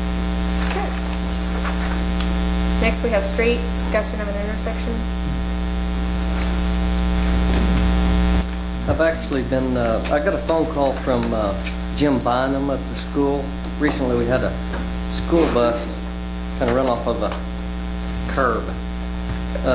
He called me up, we took a look at it, and what I was proposing on is widening the intersection of North Daisy and East Gary Street. So I don't know if I really need approval or disapproval, but what I'm discussed with Jim is actually a shared cost on the intersection widening. What we're proposing is to make actually a right-hand and left-hand turn lane coming north to south, and then northbound off of Gary for the school bus. I'm trying to get a clear idea what you're talking about. You're talking about, I'm coming up by the pack, it's on my left where they park to go to band. That little jag or? No, it's actually, if you're, Where? I come, southeast corner of the basketball arena. If you're coming down Daisy from the fairground. If you're coming down yeah, Daisy if you're from the coming down fairground. Daisy, that little jog, that little, Yeah, but it's still gonna have the jog. You're really talking about We're just turning gonna left. we're gonna move it over to where there's actually two southbound lanes gonna be able to turn, one right, one left. Right at the corner. of At certain Caves times so of if the you're day. coming down and you can Caves. turn left and go towards or whatever that church is. cemetery, The yes. cemetery, or you can turn right and there's go. And You're go just to the talking about jag. making a left-hand turning lane. We're gonna move it over to make actually a right hand. You taking part of the parking lot? No, there won't be any of the parking lot going out. It's actually where the curb comes down. There's a section with no, Coming south on Daisy-Ville, you've got Red Cave's property that's on the left. Yes. And then you've got the parking lot park area that's real near there by the pack. It comes down and stops when you're facing the maintenance building. yes. So how you, I mean, you're gonna have to take something, because that's not very wide there. No, and that's what we're gonna do. We're gonna actually make that wider off of Daisy. The Daisy section going on to Gary Street is gonna be widened. So the traffic going out, going So like where south, the dumpster sits beside that part right there is where you're, like where the police cars parked on a ball game night, I guess. You won't go yes. that far out. No, it's not going near that far. All it's gonna really take in, there's a small section there, if you go through there, you'll see that there's no tile. What we're gonna do is box that in and move the street up. That radius on the curbing is gonna be moved a little more west to give another lane Sonny, do you have something? for turning. Yeah, this is the first time I've heard about it. Let me Oh. give you a little history on this. Some years ago, when the school built the hack and closed off Gary Street, in their plans that they brought to the planning commission, we said we would approve it if they would widen that intersection and make that jog there not so severe, because we could see this coming, because school buses were gonna fall off this, and they agreed to it. Then, once the pack was built, we approved them the plans. They came back for the permit, and they said, well, we've changed our mind, we don't want to do that intersection. And we said, well, wait a minute, that was all predicated on you doing this intersection. They said, well, we don't want to, it's gonna cost us too much money. And we said, yeah, if you'd done it then, instead of waiting now, it would have cost you less money. So they came to the council at that time, and they said, bad old planning commission, gonna make us widen this intersection, put a tile in there, cover this up, and change this jog in the street there. The council says, go ahead and write no permit. We did. Now, the city's gonna pay for it. I'm still trying to understand why we're doing it. That's what I like. Well, Why does it need to be done? Why- we're actually not paying for it. We're gonna do the labor. The school's gonna pay for the So material. did the school approach you about doing it? Yes, Jim. Why is he wanting? And then I gave him a price yesterday, and he said he's gotta go in front of the school board. So this is just in discussion. There's nothing being written down or anything as Why far does Jim want to widen it? Is it because the bus is falling off? because of one bus since my memory of going to school here. But it is a bad intersection. Only a matter of time. I mean, it slows the kids down coming out of school. I know that. You know what I'm saying?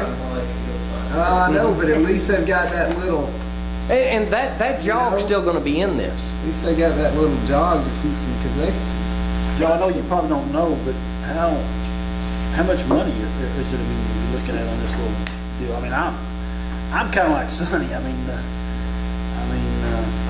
they kind of just do whatever they want to do up there sometimes. Well, we're looking at as far as money out, around 5,000.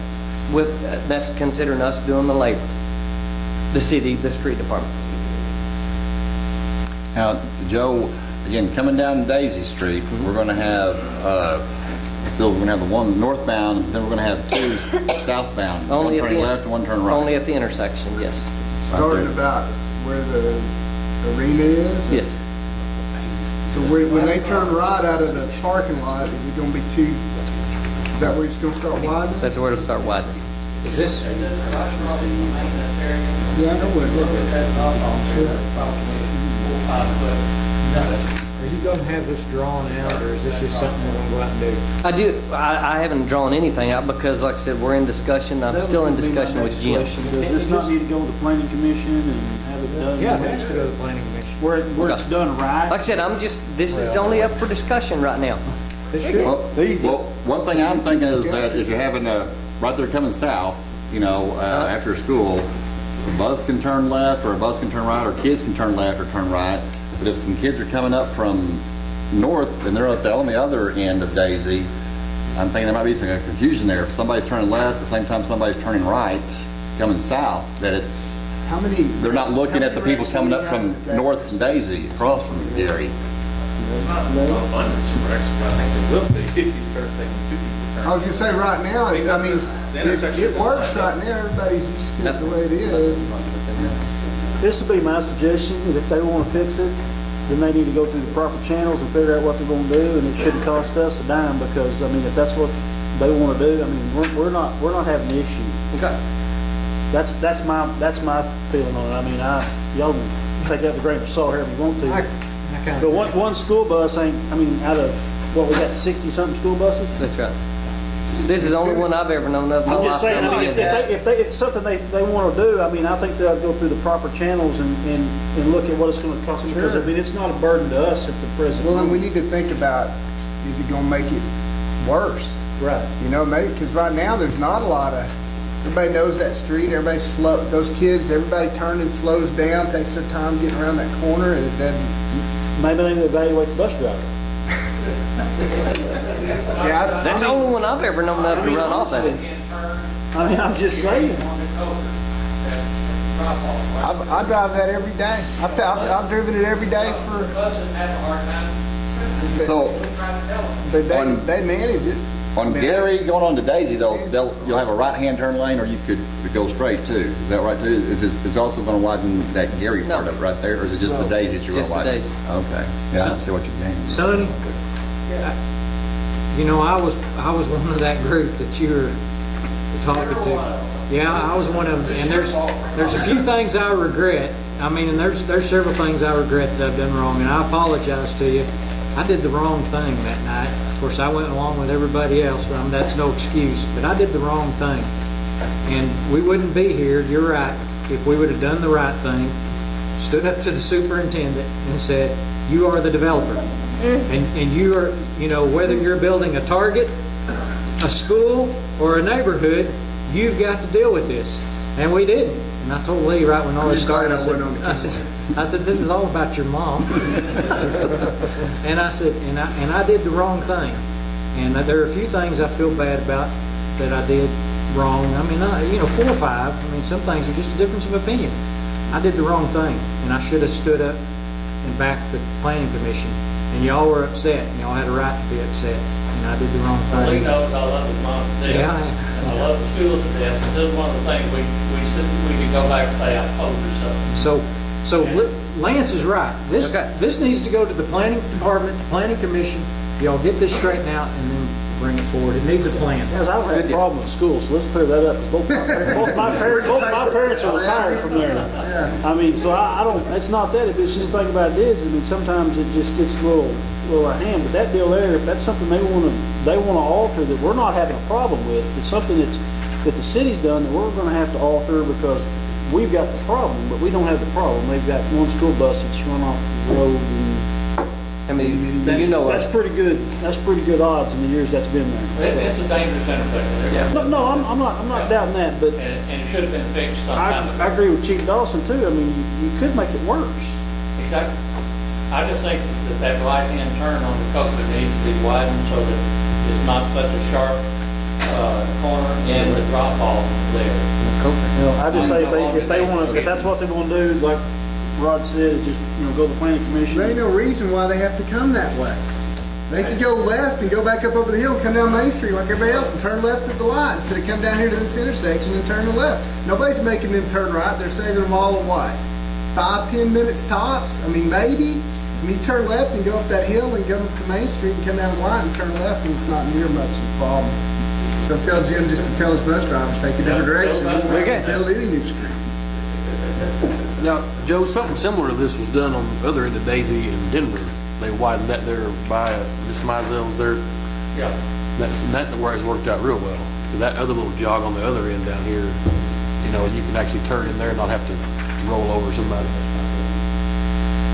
On this end of Daisy, where it meets Denver, right? And they just widened I mean, it that and wasn't changed the the school. radius That was on us, right? That wasn't the school. But That's right, it we was did it us. probably with the school in mind. Put a tile in there, covered it Yeah. up, made a better radius. Yeah, and that- that's The 100 curving. times better, but I'm not obviously saying we need to go ahead and do this, but something like that I could see when you're turning north onto Daisy off of Gary would be handy. It's such a bad The radius is completely wrong for that curving.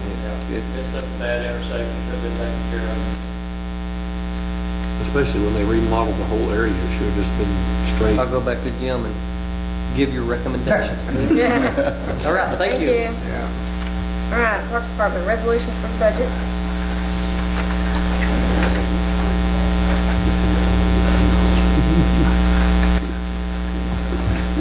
Mayor, Council, Mr. Hamby, the resolution you have in your packet basically comes from a couple of conversations. One being, I guess the first one being from the code enforcement officer talking with Mr. Bell about the issue of all the yards and the vacant lots and the abandoned homes needing mowing and how that's going to happen. And last council meeting, I stood up in the back and it sounded like it was something the Parks Department could assist with, so you have to be careful what you offer. So this has come back to me a little bit. I'm still all for it. So the resolution to you is to hire part-time help, in a nutshell, increase the labor. This is coming, before somebody asks, this is coming from the Greenwood, from the budget, the general fund budget, or the suggestion is, and then also $82.50 to purchase a mower. Talked to Mr. Manus about this, and they, unless he tells me something different tonight, they don't want to give up that mower. We don't particularly want the mower that he has. It's a 50-inch cut, and we're really needing, if we're going to follow through with this, we as the Parks Department take on this responsibility, and that 50-inch cut's not going to allow us to get into some of these areas anyway to mow. We need something smaller. So I just put that price in there because that's the price that we just spent on another mower for the Parks Department. We might not need this, but we wanted to make sure that we had at least that. So that is to start a conversation, I guess, and maybe Mr. Bell may want to chime in. I think Mr. Fuller was Fuller. Yeah, Joseph was supposed to be here tonight. I'm not sure. But anyway, Fowler, sorry. He'll kill me tomorrow. I've done that before. He'll kill me tomorrow. Well, since he's not here, I'll call him anything. But anyway, am I clear on what this is about and what this doesn't explain or what this doesn't go into is, and this may be not the time for it, but if the Planning Commission pursues these folks that we're going to be mowing their property, as far as the ticketing and the money coming back, where that money goes and all that. By the way, the Parks Commission approved this. Mr. Goldstein's here to back that up. I think, Chairman, I have the minutes from that meeting that I presented this to the Parks Commission to see what they thought, and they were unanimous in approving us taking this task on if we could get the funding for it. And to be honest with you, I would love to stand here and ask for a full-time employee to do this, because after conversations with Joseph and Mr. Bell, and it's probably going to turn into something like that where I would need a full-time employee. I wasn't prepared to ask you that, but so we went with the part-time. This price that you see, the $67.50, is what I budget for my temporary summertime help anyway, which we do have. But we need another one if we're going to take this on. And I think it's very doable. I've talked to my guys; they were real excited about taking on another 30 acres of property. The way we're looking at it, when I say that, my guys, is that if this is approved and we get another part-time employee, that part-time employee or temporary employee would be responsible for what Joseph turns in to Sonny, and then we work together, and then I send that person, or Dwayne or Rivers, kind of running the crew that day, sends that person to that property. They take care of it. If my guys are needed to go with him, this will be kind of a day-to-day thing. If it's a one-lot deal, he'll go over and mow it and then come back and join my guys. If it's 5 or 6 lots that really need to be taken care of this day, because there's a situation, the whole crew will go, and then they'll come back and take care of parks. So we're okay with the Parks Department is okay with it. The Parks Commission is okay with it. That's the scenario. Does anybody? I was just thinking, with the addition of kind of the parks that we've added Zachary Park, and just with the your current summer help that you hire, I mean, are they at capacity right now, or are you asking the employees that I have, including the temporary help, can they stay busy without this? Is that what your question is? No, I'm talking excluding this. The people that you hired just the right last summer. Right. With the additional parts that we brought in and stuff. Are they busy to to their limit right now? With that, to the point that you're maybe even considering needing another additional employee anyway. Yes, I could use more help even with what I have with the addition of Zachary Park and the trails, the lake trail. We've not been to the lake trail yet, and here it is season to get out there and start doing some stuff. And now this doesn't explain, this resolution doesn't explain about also, and I know Joe's kind of anxious for this conversation to have this way, I think he is, city-owned property. The police department is going to get a new building over there, which is going to be, that property is kind of going to be a nightmare, if you will, and I think you guys mowed it today. And it's not an easy task. So with this, I mean, we're taking on a lot. So I will probably be back, if this is allowed, and we take on that, the rest of the city property, meaning City Hall, the fire department, Station 2, is not maintained as it should be. I think Chief Bryan would agree. And that's not anything against anybody. It's just a lot to do. The Historical Society area, the Miners Memorial, a whole lot more. So I'll probably be coming back to you to help to maybe request that part-time to become full-time and not too near future. Seems like we've thought about this before, but I mean, is there any thought about outsourcing that? I mean, is there thought that rather than hiring a bunch of our own employees and hiring our own equipment, just putting it out to bid? I know we've talked about that before. But I'm not talking about just the vacant lots. I'm talking about all of it. All of it.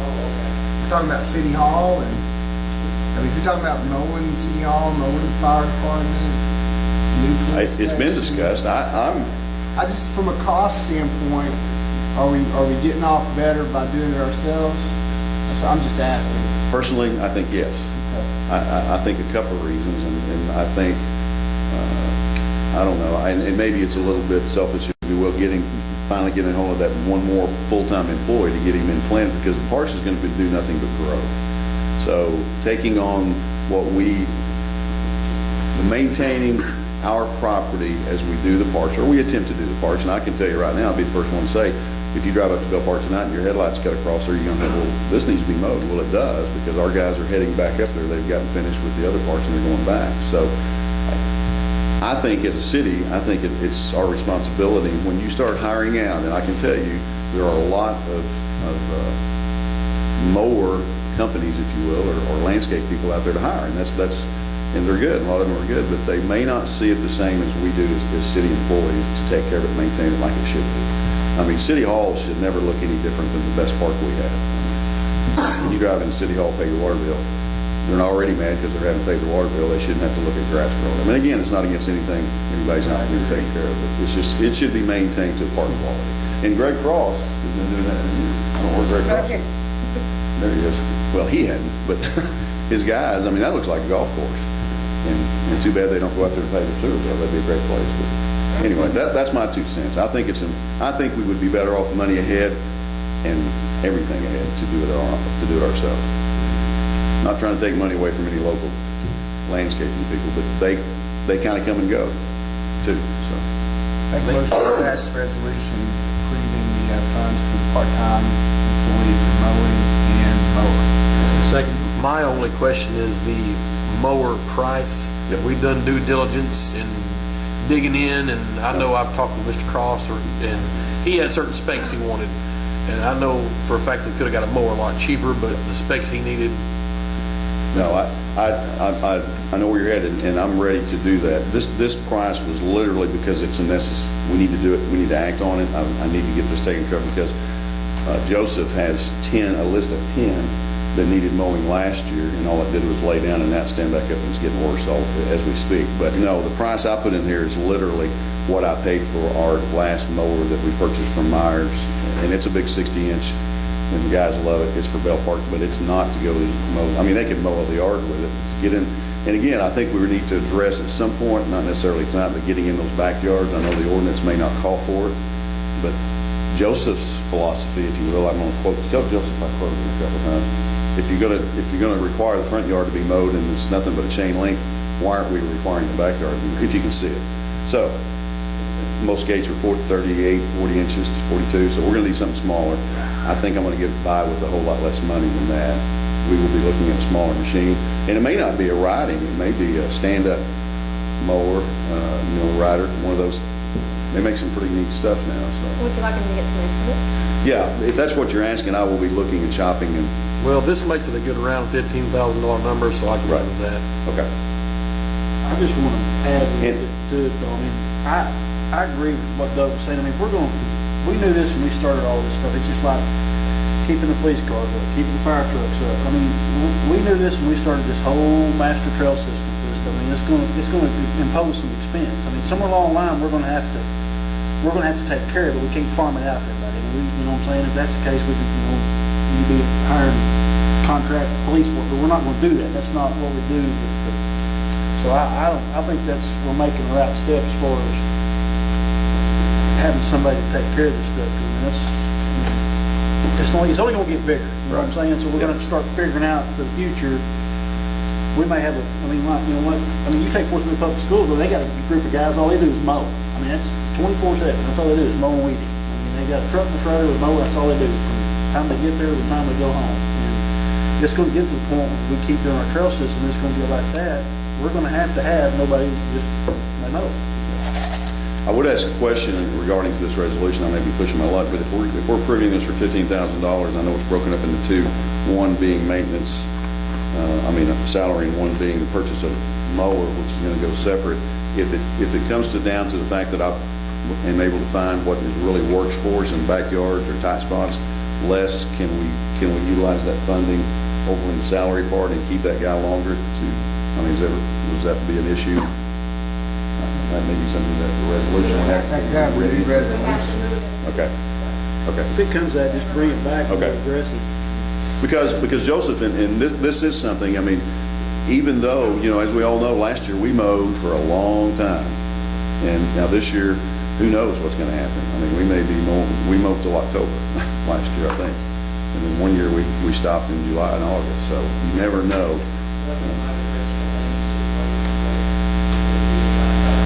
Well, I touched on it, and I didn't know if you wanted to do it. Before you do that, can we call for a vote on the motion in a Yes. second? Thank Yes. you. Mr. Brown? Yes. Dr. Johnson? Yes. Mr. Powell? Yes. Tim Terry? Yes. Secretary? Yes. Yes. Okay, thank you.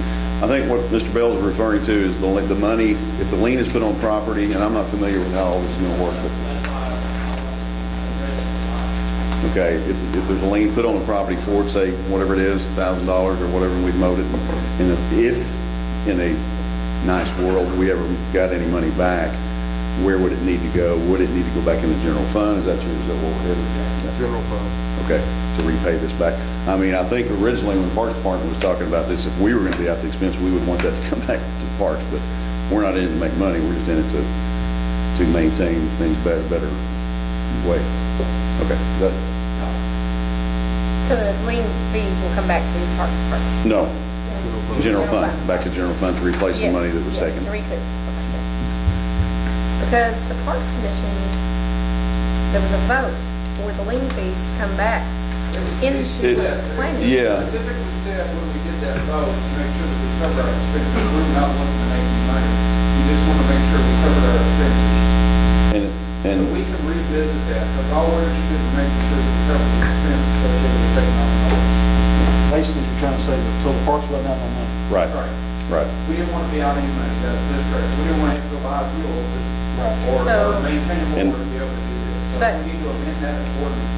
And the When do we fuel go with is what an the issue, city I think we council didn't. is? Right. So it's, they're going back to general and not to planning then? So you're talking about if the parks mower has to go out and mow a lot that's been abandoned and we can't get the street guy to go do it or whatever. Is that what you're saying? Yeah. Right, Well, the and what we're saying is, we're gonna take this on, and we won't bother the street guys anymore, unless there's an issue that, So as a city, we would encourage the street guys to do it if they can first. That way we can get all the money back. Well, no, we talked about The that. parks. no. Yeah, we're taking it on. If Gets a complaint in and they go to, take care of that property, they're gonna call Doug, and we'll go mow that property for the city. And I may see very quickly, and Joe and I think can work together on this, that if it's too much this first time, and it's, you know, I will say that one of my temporary guys right now is still in school, or he comes and works in the morning from 7 to 11. We actually take him back to school and then go pick him up at 2. So we don't have him all day long, although I get to keep him longer in the summer because of that, but I don't have him all day long. So there could be days when the Historical Society needs to be mowed, and because of an event, and Bell Park has to be mowed because of an event, and we just can't do it. So I would visit with Joe, and I think we can all work together and get everything taken care of. It may not be that from the day one, when this is initiated, that we're mowing every single thing there is. Right? Well, at the last meeting, it was discussed, it seemed like street wasn't going to do it anymore. The parks was going to take it over, this place. I just want to make sure that each area is what we're putting. Yeah. Good. I think that's about it. All right, thank you. Thank you. Chief Brown, your resolution for your budget?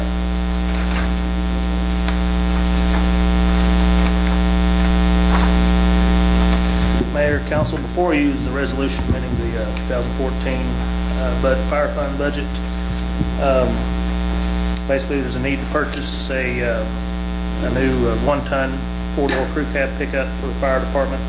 We've been seeing the need for some time. It would really come in handy last year when we went down south and not take one of our apparatus out of service here, our rescue. But we've got a lot of stuff going on now where we need to move equipment back and forth from fire scenes and firefighters to fire scenes outside the city without taking our apparatus outside. And so I'd ask you to look at this. Basically, it's increased funding, 55,000 line item capital expenditures from our city sales and use tax, and about 12 of that is going to be for the equipping of it. So some of that's for putting stuff on the truck. It's not Yes, on the truck. yes. And this is And then coming I'll- out of your city sales and use tax. Yes, every bit out of the city sales and use tax. Make a motion to approve this resolution. I'll second it. Well, before we vote, let me discuss. I'm big on this, hoping this tax passes again here in a couple of years. But obviously, I like to think it's not going to, just to be skeptical. Yeah. So we're talking, this is 14, you got 15, you got 16, it'll get voted on in 16. So we got 2 more years probably of $250,000 coming Yep. in. So we got $500,000 roughly gonna be. You gotta remember some of that's coming out from the tower. Right, gotcha. I'm just wanting to make sure that we're not gonna be needing some SCBA or something down the road, and this thing here's Right now, we're pretty good on SCBA's. If we purchase another truck, then that's gonna be part of what you have to put on it. I mean, it's just required by an SBA. but That comes it's in the not- package though, wouldn't it? Well, most times you spec it with the packs, with all the equipment on it. That's Unless you my- go and buy another tower like we did and you have to equip it, that's a little bit different, but this truck here is not. I understand the need for this, and I just want to make sure that I don't want to blow through this money and then I that understand. tax not pass. And I think we're gonna be in that shape, tax doesn't pass either way, because, I mean, expenditures for the future were a lot more than the tax would ever create. Only debt we have is the tower, Station 2's paid off. Station 2 paid off last year. Yeah. Only debt is the tower. Yeah. And we've been through this, when the transmission on the engine goes out, we can't use city sales and use for that. I don't think, unless you're buying a new, well, I don't think. It's for the purchase of basically stations and I trucks. mean, we've argued back and forth on how that tax is supposed to be spent. Yeah. I'm talking about just general, I understand. like Lance said, as we I understand. get a bunch Yeah, of trails, we got to mow. We've talked about it quite a bit. We've talked about different options, but the way the tax, there's not gonna be enough tax that is built out of that in the next 2 or 3 years to go build another Station 3 or anything like that. There may be enough to get the tanker and, or station addition, whichever one, we're looking at quite a few needs there. But this is something that's kind of it's not compared to all the other apparatus, it's not a large expense compared to those. And so it's something that we've been needing, and what it's gonna do is it's gonna make it to where we can keep apparatus in town, protect the public when we're asked by the outside departments to come assist. Because what happens is we'll go down there with an engine with all the SCBA's on it, and it'll sit there on the side of the road while the SCBA's are used with the firefighters using somebody else's fire equipment. And so it could be sitting here in town. So if we have a fire here, the firefighters that are still in town will be able to use it. Will you be able to have you've got kind of a command unit set up in your, We're not gonna, it's gonna be, since it's a pickup, it's gonna have a slide out in the back, and we're gonna make it where we can carry anything we need to carry in there. there's no way to pull that off though, in case let's say you're out at Chiefs Convention, do you usually take the Tahoe with you or no? Oh, yeah. So I'm just saying, Yeah. is there any way this thing could be decked out to where it would be the, Chief unit? Oh, sure, yeah.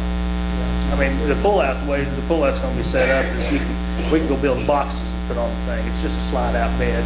We're gonna put a cover on the back of it to keep everything dry. And since it'll be a four-door, it'll be where we can carry people.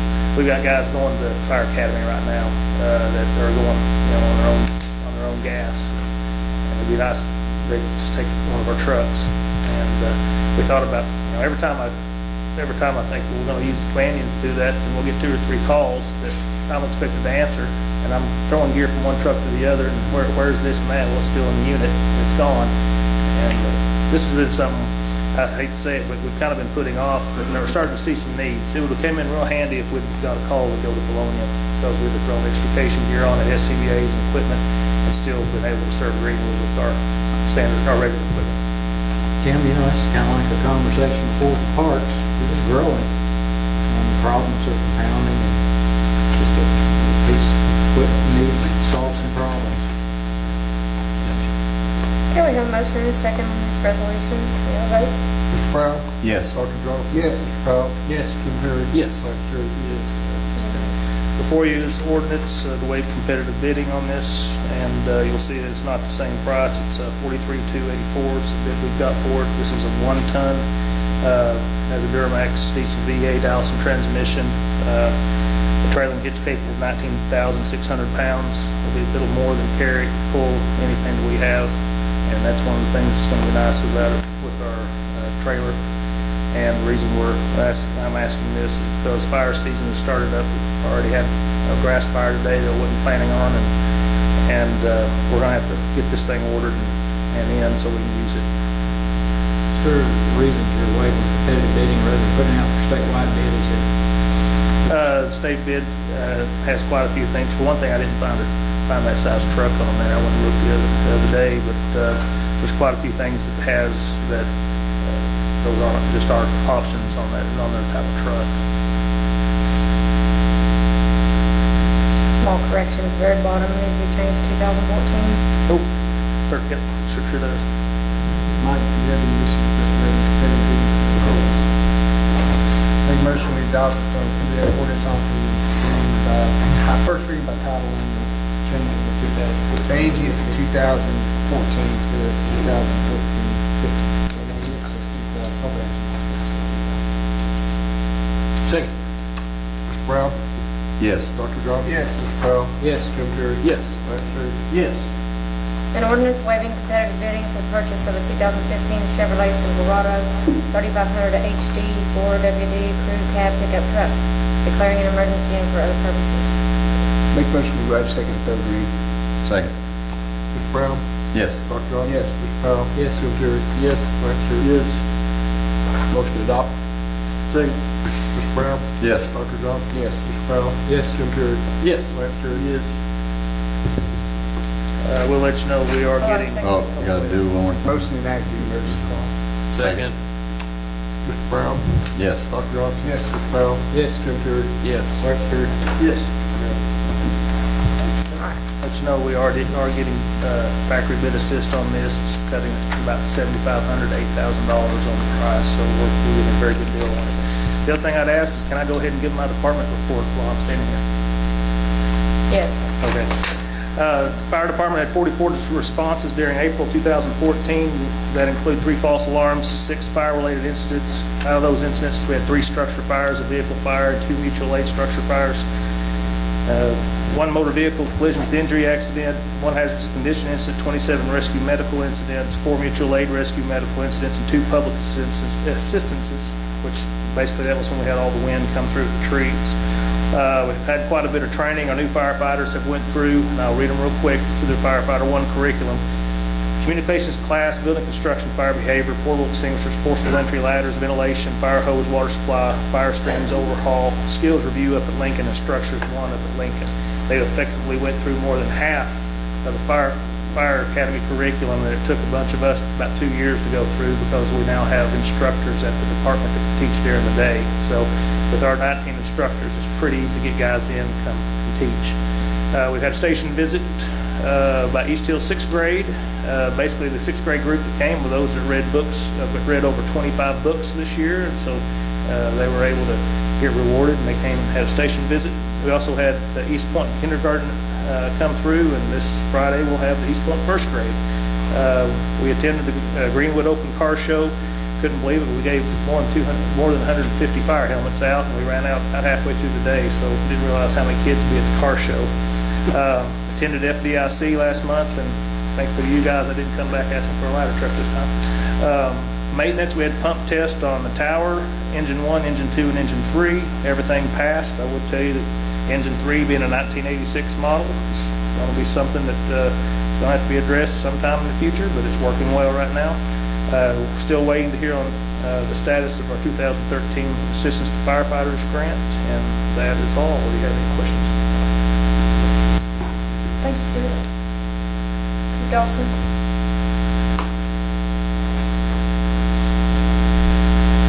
Mayor, Council, Mr. Hamby. Last month, we had 186 calls for service, 20 motor vehicle collisions, issued 111 traffic citations, 210 warnings, arrested 39 subjects, and had 128 offense incident reports generated. Training, we had an annual range qualification, it was 150 hours that everybody attended. Bass, Deere, McConnell, Warrenton, Salee, and Whitworth attended a coping with law enforcement stress class, 16 hours apiece for 96 hours. CID was assigned 37 new cases, closed 29 cases. Overall, 108 assigned for the year, 97 closed for a 90% closure rate. Events, participating in the DEA drug take-back, collected 115 pounds of unused or expired medication. Radio station, I went there and promoted our new shelter list. Basically, the shelter list is for the citizens to let us know that they do have a shelter if a tornado were to happen and debris cover the shelter. We have a list of who has shelters and where to go and check first if something like that were to happen. I think there was some confusion with think it was 4029 did a story, and it made it sound like we were wanting people to share their shelters with the interview that they did with the gentleman on Bell Road. But it's a list for us to know where your shelter is and where to check first for you. We also started a Cop on a Bus program with complaints about cars passing the stop school buses. Randomly, we'll jump on a school bus and ride with that bus for the route with a marked unit close by to stop cars if they run that stop sign. I'd like to thank Joe. I didn't know he did it today, but I wanted to thank Joe for cutting that grass. It hadn't been cut in a while, and he told me all that went into it. It was about 3.5 hours of cutting and weeding with pretty much his whole crew today. I'm in the process of sending a letter to the state asking them about the possibility of a crosswalk down by Almer Street for the retirement center. We've obviously had 2 of those residents hit. Unfortunately, one of them died, and one of them's okay. There's a lot of close calls, it seems like almost every day, where they're darting out into the road just at any random location. I don't foresee it getting passed, but I'm going to at least try to get a crosswalk there and just wait on feedback from Chad there with Highway Department. I've been working with Joseph about a kennel ordinance. I'm sure you're aware of the one case we had where the gentleman had over 20 dogs, and I don't need to go real far into it, but they were feeding on one of the dead dogs from lack of being fed. We also had another case here recently where they located 21 dogs in another residence that were in not so great of shape, and the neighbors are complaining obviously about the dogs and just overall about the yard. So we want to try to find how many dogs does it take to qualify to be a shelter, or I mean not shelter, a kennel, whether it's a private kennel or a commercial kennel, and where those could be, and just the stipulations on how and when you can have a kennel. Is that not defined in our livestock ordinance? Not that I don't believe so. I know we talked about sometime, and I spoke with Joseph today, and we looked through the ordinances.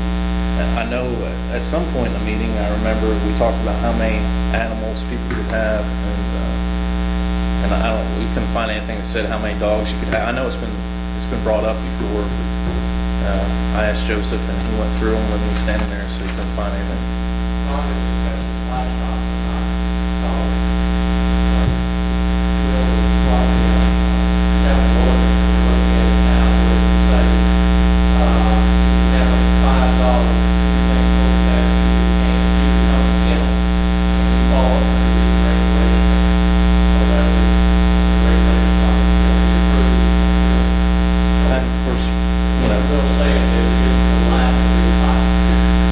That's what it is in this particular one. Of course, if you think that should be more or less, that's up to you.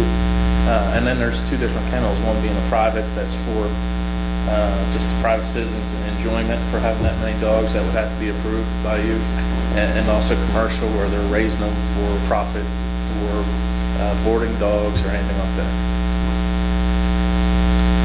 The only other thing I have is Mark took the Hummer out to the car show also, and was a participant in that. You have any questions? Thank you. Thank you. And Department.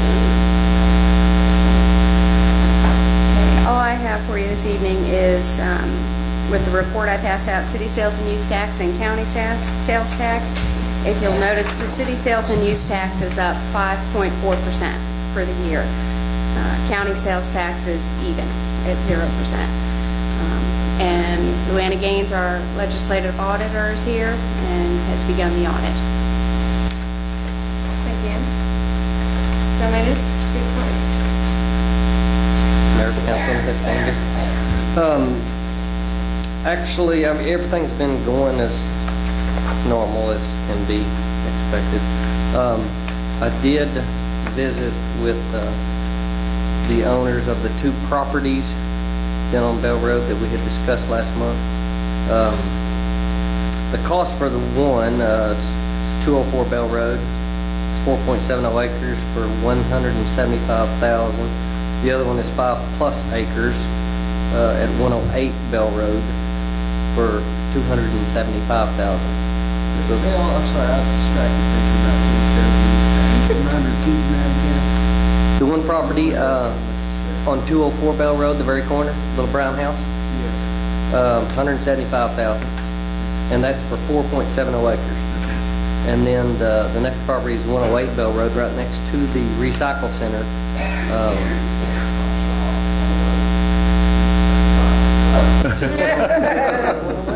Yours is 106 and a half. Well, it's on the utility, it's 106 and a half. And theirs is 108. Straight. Ours is 104. So what's the total? 450. 450,000. 450,000 from the recycle center all the way to the corner. To the used to be a cabinet shop. Well, no, the Does that include the little piece of medical property? bed shop. Does that include the little narrow piece of property at the end of Denver? Well, that is, yes, It's all that, all three yes, pieces of everything, all the property, way up to that $450,000. factory. That would be everything to our 450,000. Medica. Everything to our Medica. Yes, that's And correct. how much was the place over there on Kingsburg? They're asking 600. And they're asking 450 450 for for this. this.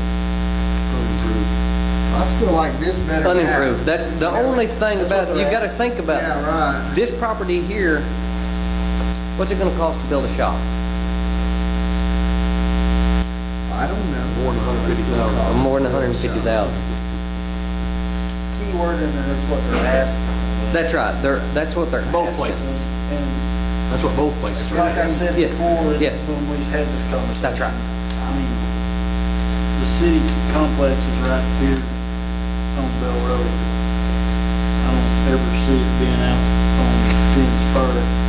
Well, and even with the buildings that are out there, it's going to take some, I would think, some renovating and some doing to get those buildings For the one. to where. it's But not like- the shops are, they're shops, steel building. Like I said, I just Yeah, wanted no, to I revisit agree. this Yeah, because I we were think talking so. about the Yeah. price. So, The 450, everything, I was just wondering what the house with the lot. But you're talking about, there's a little sliver that's right here, and then there's the house. That's right. And there's the brown house. and then that's owned by Cowboys Properties. And there's actually two different little sections over there on that. Both those sections are included in the 450. Yes. Actually, there's four sections that's included in the 450. 175 for two sections, Mizell's, and then two sections for 275 owned by Cowboys Properties. Combined, it's 9.70 acres. And how much is out there at New Prospect? 4. Just barely under 4. But it takes that whole corner. I mean, you have Webster and Highway 10, or Spur 10. It's 3.97. 4 acres Webster and 10 acres here. Of course, some of that 10 acres is like Yes.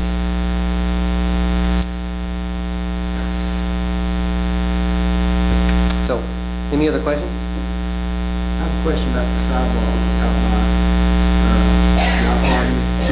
And coming back around on 10, where do we stand with that? I sent pictures Friday to the company that we've been, I know if Chad is still here, we've been working on this since last summer, trying to get approval from the state. Now all we're waiting on at this point is the pedestrian crossing zoning. We have to go through the contractor that engineers around here does. There's only certain ones that do lighting engineering for the phasing. So we went through them. They've sent documents to the state. We're just waiting. We're waiting on approval from the state. We just have to keep sending them other documentation that We they're don't need required. approval from the state to build a sidewalk down Mount Harmony. They're, from what I've gathered from them, they suggest we do not start anything without getting approval Because it's a highway, I guess. Because it's a state highway, we have to gain state easement in order to do the crosswalk. And I've thought about that, going ahead and doing the sidewalk, but I've actually have documentation that they recommend we don't do anything until we get the proper documentation from the state. While you're in that area, how hard would it be to extend that 2-lane up Mount Harmony? Like all the way to like Ramsey Wells Drive, right there by the mini storage. You know, it goes into 2 lanes, you can go left or right there. Yeah, I was gonna say, if you were widening. The turning lane. Traffic, yeah. A lot of folks will just bawl through the grass down there. Trying to turn right. To go, you know, What? they'll just go right through the grass to take a right on the 10 spur in the mornings when it's chaos out there. This guy in a brown truck does it almost every morning. No, not in the ditch, it's color is your flat. truck? Brown. On the east side? Yeah. Did they really? Because I mean, there'll be That's 25 cars stacked up at the light and as traffic's backed up from town. And so once you get close enough to get loose of the pine tree there that's at the storage, people will just. That's the police officers, they know that, somebody's telling them. Well, I'm not really sure what law's getting broke right there, just maybe go and drive on the shoulder. Right there at the apartments there at the bottom of Mount Harmony. People that want to turn right,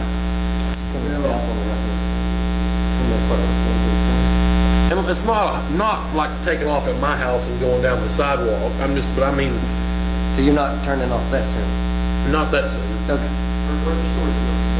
Yeah. And basically, it's right at those Apartments. apartment The complexes is where I. Turn lane is not acceleration lane, you come down, turn left on Mount Harmon. And, Right. I mean, they're starting all the way back from Ridgecrest. I've Yes. stopped a few of them. And you have an issue of when you want them to do this for allows traffic to flow us through, we don't see the line any longer. I was going to ask you about that because I'll be honest with you, I pulled out from the gas station and immediately stayed in the turn lane the entire way. Yeah. I mean, I've done that. I'm guilty. So just be like you're saying, to keep traffic flowing. Right, well, the one that scares me is the ones that come beyond Ridgecrest and they can't see it, someone's coming out of that crosswalk. Right. And we don't do that, so I look for that violation out there. Well, what is it's the same with coming down 10 Spur in front of McDonald's and all that. You know, people want to turn left on Denver. How far back can you start? What's the? Well, that's the problem, is that statute needs to be cleared up. Talks about you not being able to overtake traffic, and that's certainly what's happening in both those scenarios. We sit there every day and spend forever violating that. It's just, we have obviously a big traffic issue, but if we do it, we're creating, I mean, if we're out there, and I'm gonna ask to sit at that intersection, I do occasionally, we promise if we're there like this, we tend to slow traffic down more than a sister. But if I see something that's dangerous there, I certainly stop and try not to ask out there once in a while. That needs to be done, that deal, but there's certain other things that are going to be hazardous to kids in the water. But anyway, I can look at that intersection. Well, I'm just talking about extending that, and what's the end? I mean, do you want to? I mean, you can literally go however far. I'm just wondering. How far would we want to go up? Right. To keep from causing other problems? And I don't know what you're helping really if you make it further. You're just waiting forever, you know. And then some folks won't. Most people that are turning right there are just taking their kids to go to school. That's another issue. You can't clear the intersection. I mean, nobody has to get out there and try to turn sideways and they're blocking the intersection. Right. That's really awesome. Right. It's just a bad situation.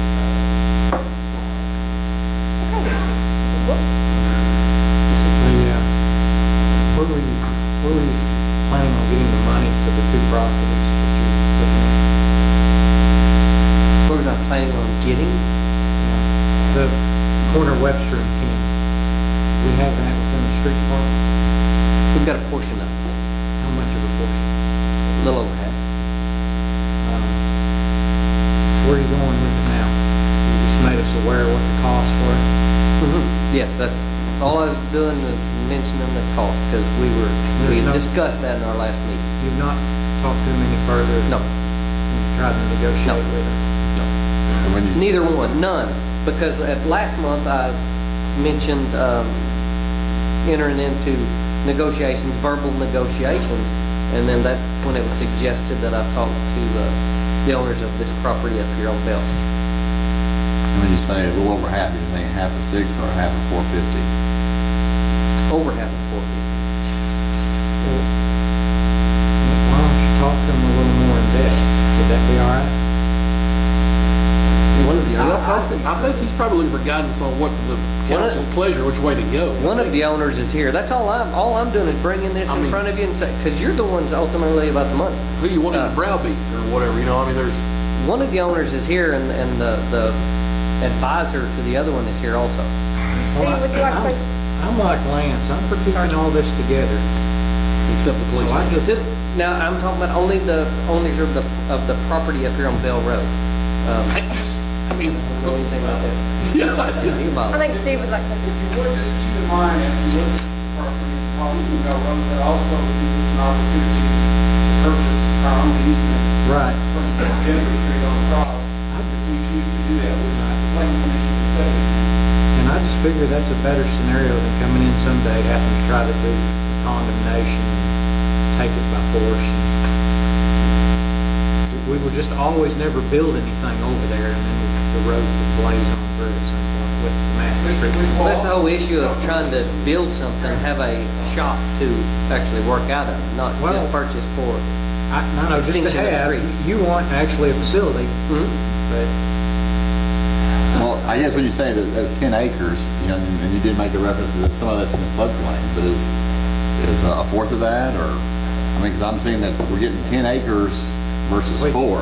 we secure the property. I mean, I think we secure the property and then we worry about building a facility. So, would you like for me to enter into negotiations? Well, I think it's a council decision. Verbal. But I would like to allow him to go enter in negotiations, see what Verbal negotiations only. verbal negotiations. are we gonna need to add any of this property to the annexation numbers? I'm looking at the city limits and, Some of it is, some of it isn't. yeah, You're talking about the Bell? or right here. If we do that, we have to, we have to request that, The house only, isn't it? request to be annexed. The house is in the county. Just a little jag on the other side of the creek that he has. What's the problem with buying a I parcel? don't know, we own There's no- property all over the place out of the city limit. We own a lake. Our watershed lake is. Yeah, we own a lake that's not in the city limits, so what's the problem with owning, Be easier to annex it in if the city owned it. somebody would still think. have a problem. Tim, are you and Greg still interested? I mean, if we had 10 acres of property over here, do y'all still need some storage space? I mean, would y'all utilize that if we came up with a plan that was sort of some sort of structural facility that accommodated street and water? Do you have a need in your department to have?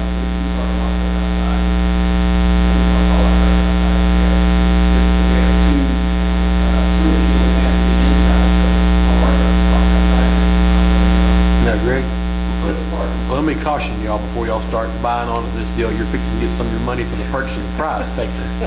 But before y'all start gobbling up storage space, I'm just letting you know, that's how it's gonna be. But for that matter, I mean, Charla, and y'all need, I mean, additional, just for records or Well, things like that? when the police department vacates this area, that might be a really good spot for our dry storage for files. okay. I mean, we really need to get it out of the fire station. Well, I think the idea is we secure the land and then we get Michael or John to sit down with all the department heads and come up with a concept plan for the whole municipal complex at that point, and then I'd rather have a concept plan before we. The planning commission. how much would a concept plan before we purchased it cost?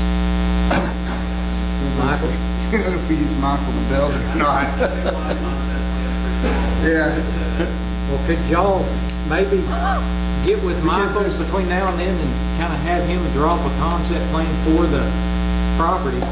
and then we can look at it before we maybe actually purchase it. property? In the meantime, you can go maybe see For the it. properties here on Bell Road. Yes, We will have to look at destruction or demolition of 2 residences and yes. Let's, would you like to have him enter into the verbal negotiations on the land? Yes. Okay, we need a motion for that. I'll make a motion. Fire training, law burn. Make a motion for Joe to enter one. into Verbal, sure. negotiations on the 2 properties adjacent Yes. to the street department. Is that actually 4 properties? That's 2 properties. 2 owners. this is 2 owners. Okay, 2 owners. Second. Mr. Brown? Yes. Dr. Johnson? Yes. Powell? Yes. Tim Terry? Wait a minute, I was thinking police Do you- and burn. Which property? Is this would- something that has to be voted on? I mean, it's just verbal. Okay. Yes. If it's gotta be voted on, I'll vote yes. Like Lance Terry? Unanimous. Any more questions? But, so let me get this straight. Are we bailing out on the new prospect land out here on Kinsburg Webster? It sounds like it to me. Thank you, Joe. All right, thank you. And get with Michael on a concept plan between now and then too. That's your, Okay, next, Doug Kinslow. You have 30 seconds. And That's a long deal. Mayor, council, Mr. Hamby, ditto to what Joe Goldstein said. Thank you very much. that would be great. Thank you, thank you, thank you. You get a gold star. I'm just kidding. Okay. Couple things real quick. You heard that before. I just want to report the building at Bell Park is continuing to be used every single weekend. In fact, we get real close to doubling up on that thing, and that's scary stuff when you got brides calling you and asking you why there's somebody else up there. But the thing just gets more popular every day. Grants, real quick, I had went approached A&P about several grants. They tabled most of them. They're almost as tired of hearing from me as you guys are, but they did approve. We do have the money for Bell Park, 10th annual Bell Park Fall Festival this year. We moved some money for that, and then they approved another grant. Boy Scouts continue to shock me, coming out of the woodwork every day with Rod Powell as their leader most of the time. Charles Bailey, right, John's son, is currently working on his project. He's placing 5 historical markers along the trail. This is actually through the historic department or historical society over there, but get a chance to look, and these aren't little bitty dinky. If our guys with the mower hits these things, they're going to know it. These are nice, heavy duty, in concrete. And there's one place right here on the creek that refers to the old gin. I can't remember exactly what it is. And there's Cotton Gin. There's another one down on the Railroad Depot right behind the historical society. I think he's got 3 more to go. So these are very impressive and very nice looking plaques that are mounted on these powder coated steel pipe posts. And also he placed 2 benches that J.L. Clements is purchasing in honor and memory of his wife over behind the Historical Society, so those are in place. United Way Day of Caring was mentioned earlier. Those, again, the Rotary Club stepped up to the plate for the Parks Department, planted all the petunias and all the hanging baskets, all 49 of them, and they're in place. So we got the watering system going on that already. I think the Rotary Club, and there was another company represented. I can't remember where those ladies worked, but anyway. I think it was with the United Way. Oh, okay, maybe so, okay. But all from Greenwood, those folks come down, spent a good half a day, and we fed them pizza over the square and had a good time. And also the flowers in the beds in the square. Mentioned the meeting with Fred Williams, I think that's great. We're heading towards some good stuff in marketing and media planning on that. We're getting an oodle swing from the Rotary Club also. You remember the price on that? $5,000 or $6,000. $5,500, and it's going to be it's a swing that will allow handicapped children to swing on it, and we're going to place that in the lower playground, the older playground in Bell Park. We've already got the room for it. It's going to do some re-mulching and stuff, so that's a great donation from the Rotary Club. To my knowledge, that is our final project because we're closing. Hate to see the Rotary Club go. So you're putting a wheelchair accessible swing In an area that's not wheelchair accessible. That is correct. But we're addressing that. We're going to do that. Steve, I think, is already looking at a grant. I don't know if you've gotten far with that. That's an easy fix. In fact, I'm going to have Dr. Burton, Jacob Burton, I'm not sure when he became a doctor, but Jacob Burton is going to look at giving us a price just to see what it's going to give it from that upper or the second parking lot, that's rocked around from there over to the area. And it's already handicap accessible We have the ramp in the playground area. So all we need is a sidewalk getting over there to it. We also own several, if you remember the original promenade that we poured and cut and moved, we have those. So we probably could place enough concrete slabs to get there. Not use that new bridge that Kiesling had built and tie that in to that playground? Yeah, absolutely. It just, well, it's just kind of out of the way. Okay. It's right next to the road. What that does is just get you across the creek during your first hole of the disc golf. But from the second parking lot, that's where people park to go to that playground area, typically. I mean, you can go to it from either. If you go to it from the first parking lot by the basketball courts, there is currently a old bridge that goes across that creek. Is it wide enough for? It is. I've checked it. And it needs a sidewalk too. It will need a sidewalk. We may look real close at placing those 5x8 slabs of concrete and getting a sidewalk up there. Does that answer your? Yeah, there are barrier-free playgrounds that are set up for all sorts of Well, things. the requirement from the Rotary, I'm pointing at her, I'm sorry, the Rotary wanted it in Bell Park. Yeah, I don't really have an issue with that. Okay. I mean, I just raising the question, does that Sure. make any sense to put a wheelchair You accessible, can't get there. Yeah. swing in a place where you can't roll a wheelchair? I mean, Right. even if you have it set somewhere different in the park, And we can do is there a that. different place to We put it? could Or do- how hard is it to move the swing once it's in place? It's not. Yeah, because there's Yep. grants for those kind of Yeah, the only reason, free playgrounds where you can just roll around and Yeah. up and down. And even the impact material. impact material is not good for it. They say it is. I mean, it's okay. You can do it, but it's not great. At some point, as we grow and as we, unfortunately, we talked about this all night, making things that need more stuff, but at some point, when we start doing these playgrounds, future playground areas, we need to really start looking at the rubber matting. I mean, that stuff's crazy expensive, but that's the only way to go. I mean, if you're ever really going to be accessible for everyone. Well, we don't have to have every park. No, exactly. Every playground doesn't have to be That's right. accessible, but if you're Right. going to have an area where you have accessible equipment, then it ought to be Yeah. an accessible area. Yeah, And not and- placed somewhere in the middle of some Yeah, mulch. and we actually thought about taking that swing and placing it all by itself, but I was just in the mode of, I didn't want to make it. Just by itself. Yeah. That swing is also accommodates other, And yeah, it's. it's a dual Oh, purpose. yeah. It just happens to be, No, I understand that. Also, yeah. Westwood has one, they have one in place and they love it, so.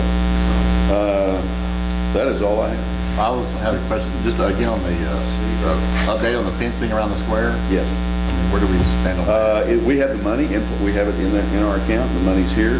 Mike McAllister is doing that, and the guys were out about 3 weeks ago measuring, and because those all are different, every single section is different, and we're waiting on him to make them. If you see Mike McAllister, put a bug in his ear and tell him we're ready. The post was addressed, I was out of town one day, I had a D-rock layer that didn't do that, those posts, but he did the columns within this inside, and then we got slow and we got better about getting, anyway, he showed up to do it. He wanted to park on the road to do it. I've been chastised just a little bit from the highway department. Next time we get out there on that road, we need a permit to shut it down or to redirect traffic. So Steve wisely sent him on. We just need to have him go on. I've got to get him back out there. But now that we've looked at it, Richard's maybe not here, I talked to Richard and everybody's okay with him coming in with a big, we'll probably do it from within the park. Take down a section of fence. Those things are just bolted up there. And they're heavy, but we can take down a section of fence, park this truck inside the fence and let him fix the post. That drives me nuts every time I look at it. We got lots of money and it's. What happened is the rock players showed up to do the job, and they were shut down the highway. Yeah. So he had to go on. And no rock layer is crazy about coming in and spending a half a day on something when they could be out rocking a house. So it's kind of hard to get somebody just to show up at any time to do half-day work. I got another question. Sure. Just curiosity, I was out back with some of the guys. Do we have any plans in the future for that main bridge that we bought? The original plan for that bridge was go to the lake, and I think now we're actually, and I haven't talked to the Parks Commission about it lately, but now that, and I know we've not heard anything, but the county is is willing to work with us. I talked to Jeff quite a bit about it, and he's, everything just takes time. They want to come out and they want to be part of that project. And when I say that project, I'm talking about making a new parking lot, redirecting water coming down off of Mount Harmony's County Road. They said they'll help us with that.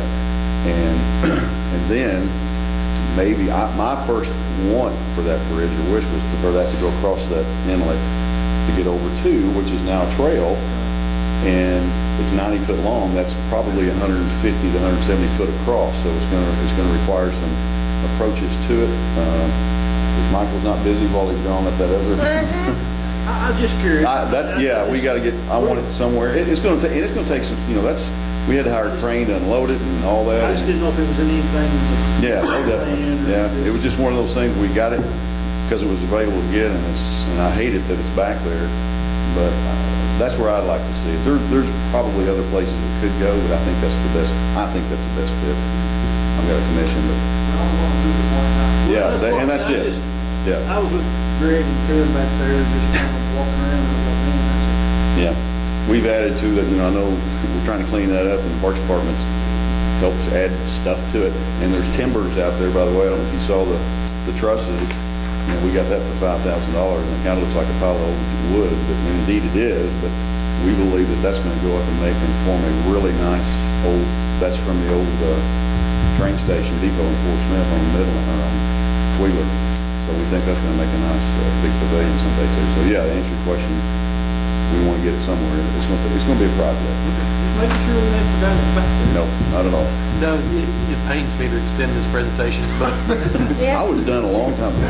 I would have the luxury of emceeing the basketball banquet up at the pavilion a couple weeks ago, and acoustically or just PA microphony system, there was none. They didn't know how to hook it up or couldn't figure out how to hook it up. I don't know. I mean, so they had me sitting off in a corner, kind of when you walk in the door, and like the kitchen's here. I was in this back corner. I know the directions up there, but and I'm loud and obnoxious, and they couldn't hear me in there. So I'm guessing if I was centered up, maybe I don't know who designed that thing, but maybe if the acoustics, maybe if I was centered up, it would be. But you weren't using our system? I didn't know there was one. They act like there wasn't one. There isn't absolutely a system. I didn't get a call about there. I've been up there to try to help confuse them even more. There's a really nice system. The chamber paid for that system. It's a rollout that plugs into the wall. We have 6 speakers in the ceiling.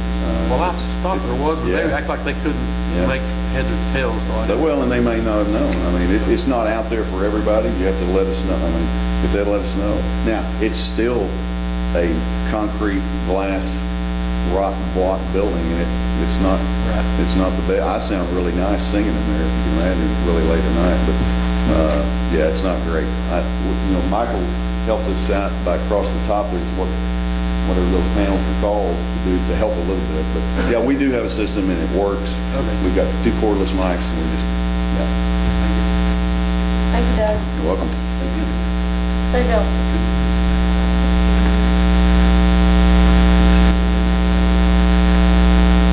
Gone from 30 down to 20 seconds. Mayor, council, Fix that one, please. you got any questions? First thing is on the building permits. You can see we've had 4 new housing starts this month. That's one of our better months so far this year at $750,000 construction cost. You also have a copy of monthly report for code enforcement and animal control. You can see Joseph's been pretty busy. Did 5 enforcement calls. These include calls for high grass, abandoned buildings, property right-of-way maintenance, septic tank failures, signs of the right-of-way, and dilapidated buildings. He's completed 20 of those, and 35 are still pending. Total animal control calls are 71.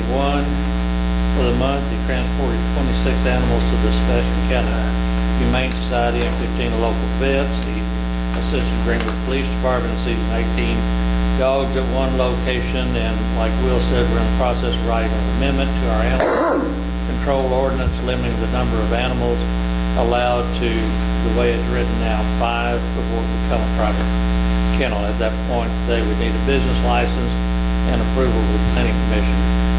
Joseph also spoke for the elementary school visit one day. He was nervous as a cat going in, and he was a public speaker when he came out, so he really enjoyed that.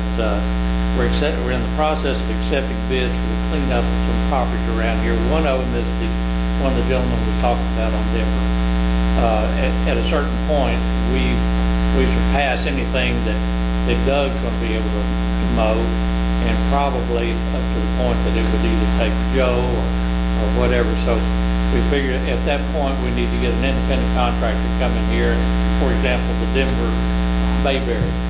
That's going to take front-end loaders, it's going to take dump trucks and things like this. It's not just mowing a yard. There's the house on Coker Street where somebody has dumped out there several times, and then there's this house on Denver. So by the time I come back to you next month, I'll have some prices on what somebody says they will go out there and clean these things up. And hopefully after that, like I said, we've got some dilapidated buildings that pretty much abandoned over here on Main Street. First house on the right is by the little antique store. Mike has had some conversation with the lady that owns that. We need to find out where we are on that, because it's getting to the point now the grass is growing. We can go out there and mow the grass, we can do this, we can put leaves against there, and they don't care, they're gone. And the lady lives in Oklahoma City, so we need to figure out what we can do to get that building gone and, come.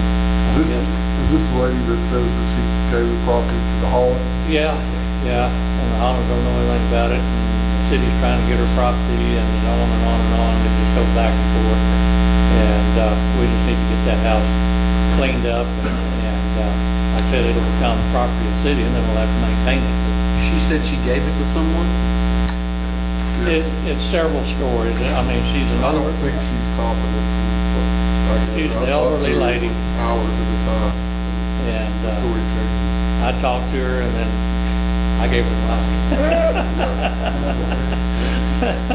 But anyhow, we've got to work through that. Also, you have a copy of this.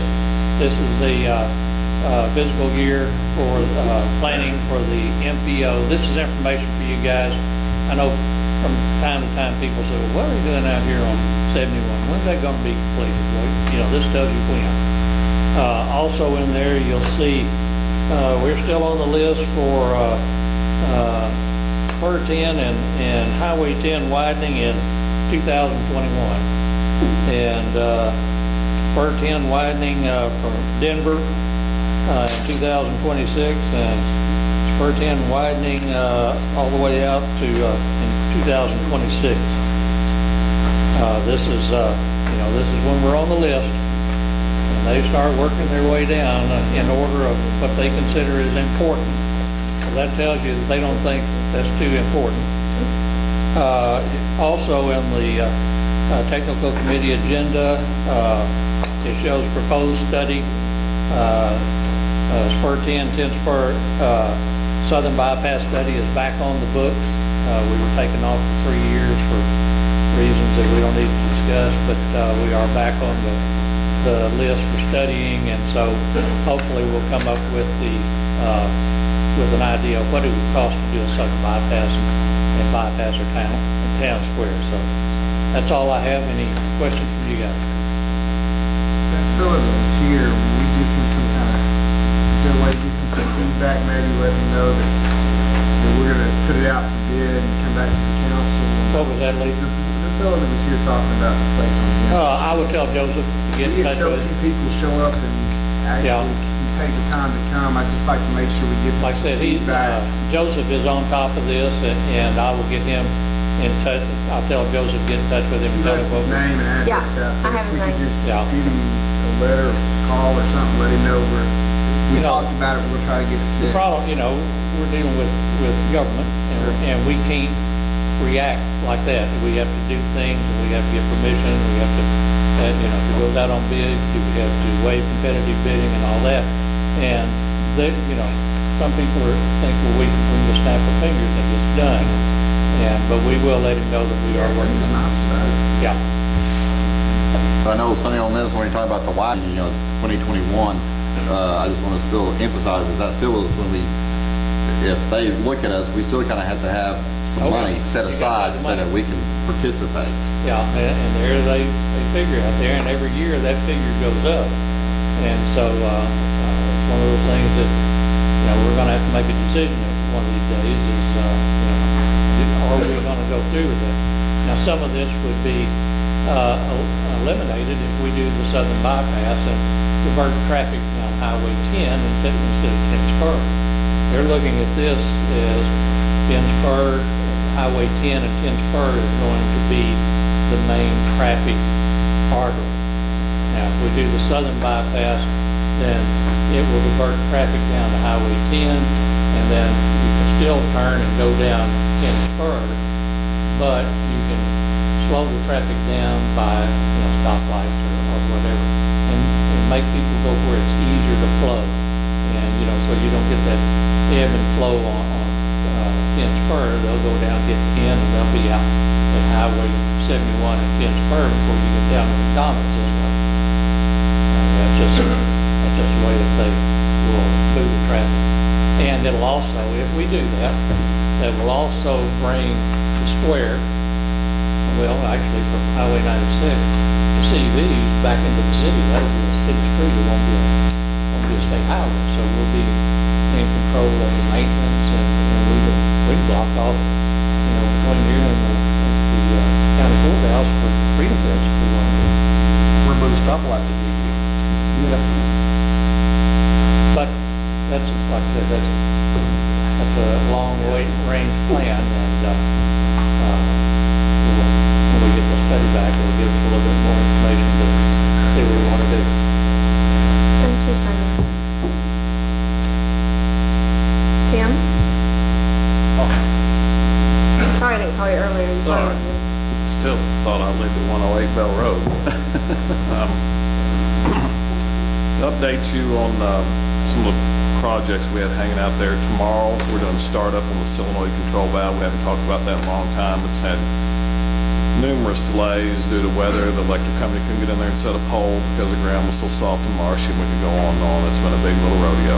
But tomorrow it should be over. Everything should fire up and work good. And it's a good vault, and it's within the budget. So hopefully that will provide better quality of water for the Deer Woods area. We've initiated, we've always had safety training and kind of talked about it, but we haven't done it. We've kind of got away from documentation, so we appointed someone in the shop. Found out on YouTube that there's just a lot of information out there that you can download and watch for free without having to rent tapes and so on.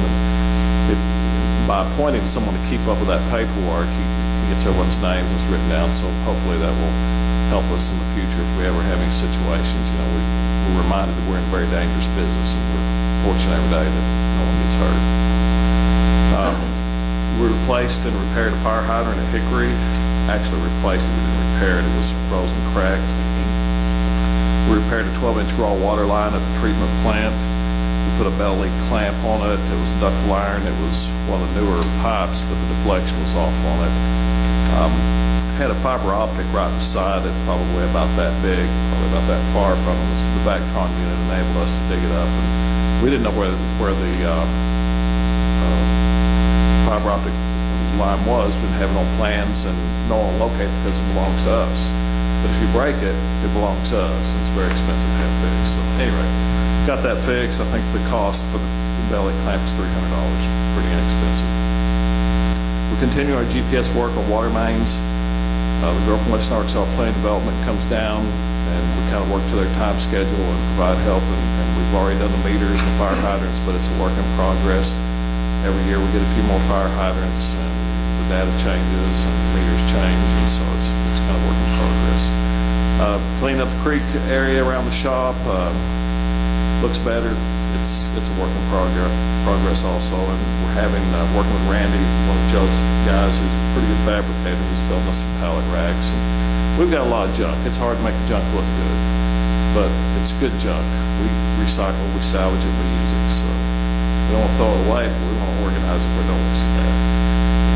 Continuing with our meter change that you asked earlier where we're at, we're close. We're just right there. We hope to try to finish this year, but we're at the difficult stage, and so we're very close. We're within 100 meters probably, or less.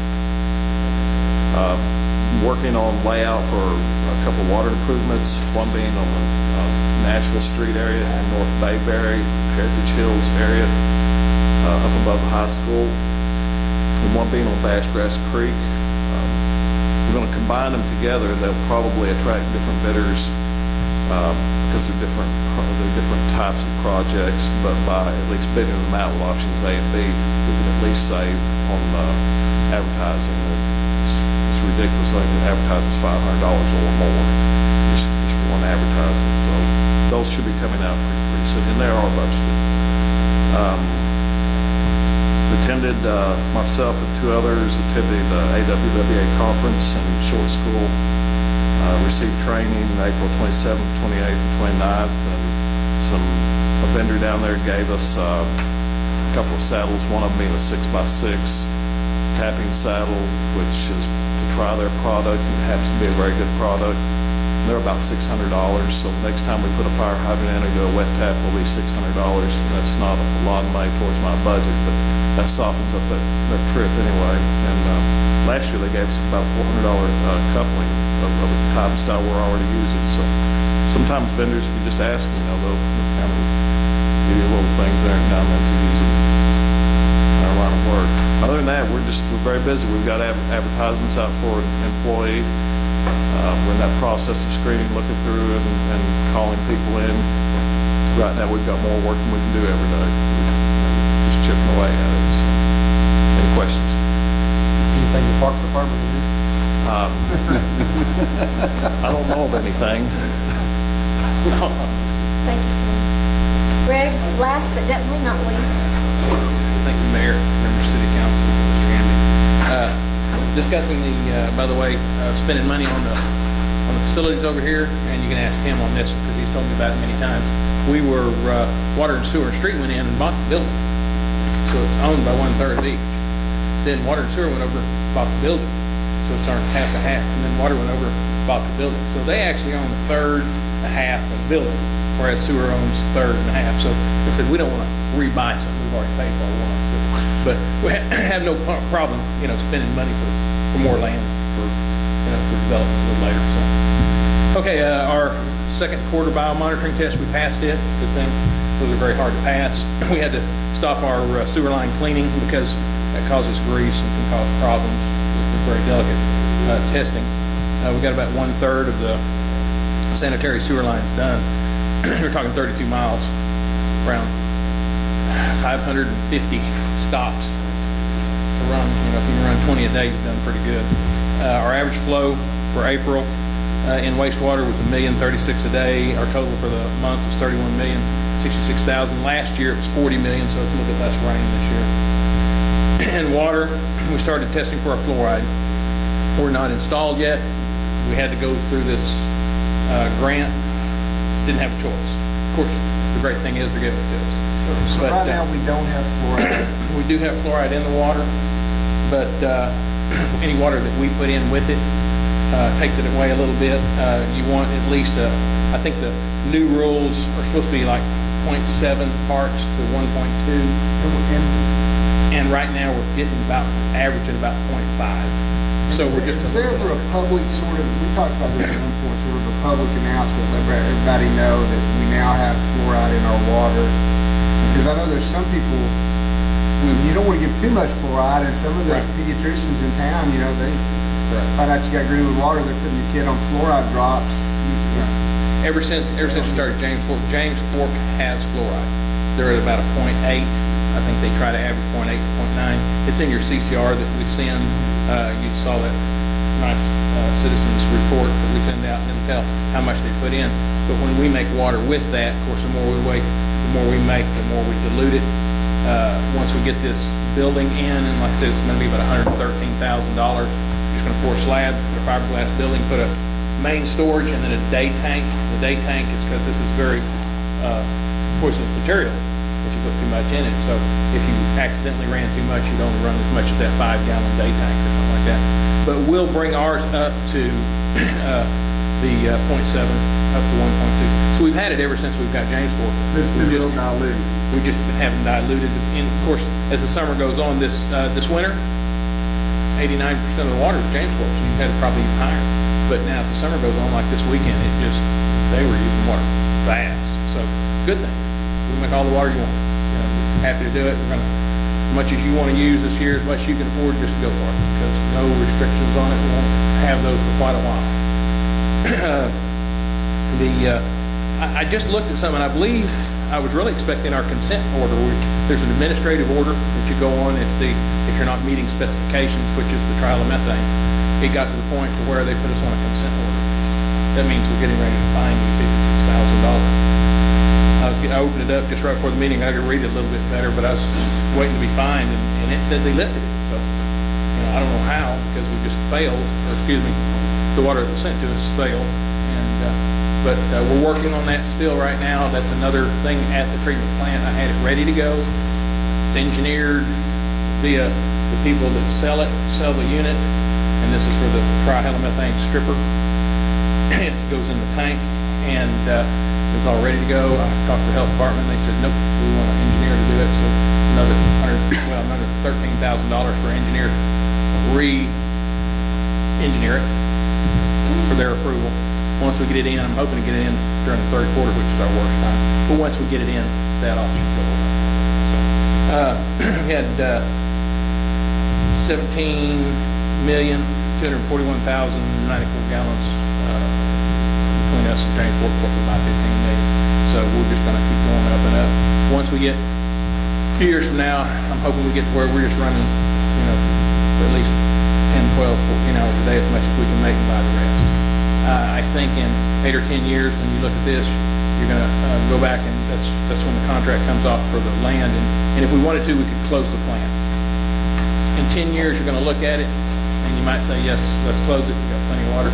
But I have a feeling, like California, where they're making a lot more people and they're not making any more water, you're going to say, man, let's keep it. Can we do another?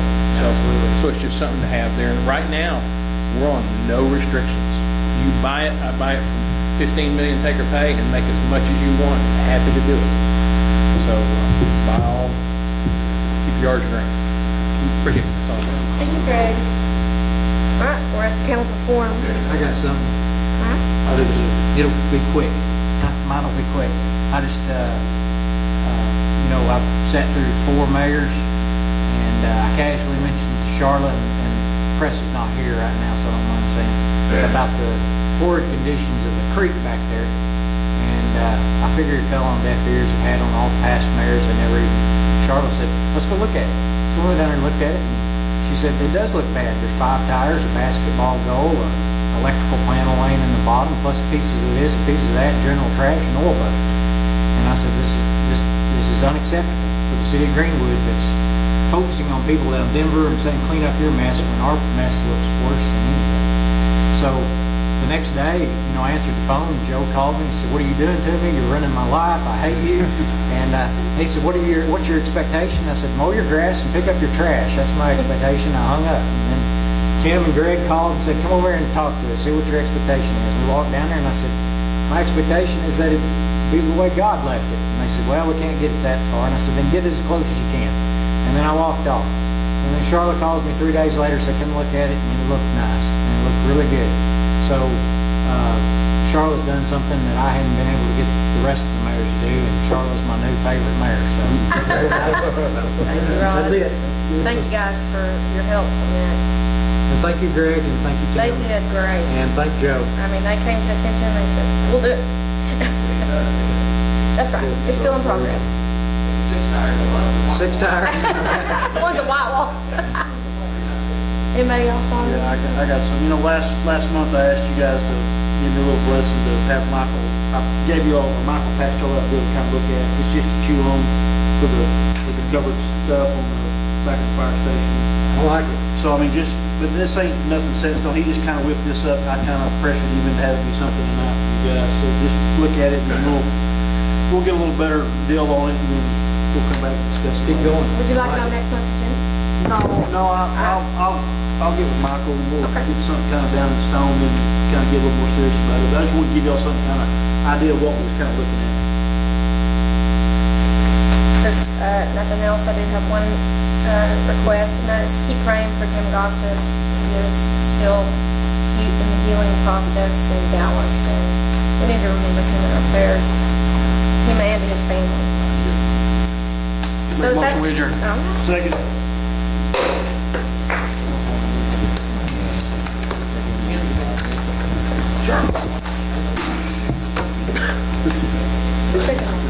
They got it. Tim, did you second the motion? I did. No, I made the motion. Okay, okay. That was Chief Dawson. He's already on you anyway. And I get that turn lane. I usually wait until I get to the river crest on the crosswalk.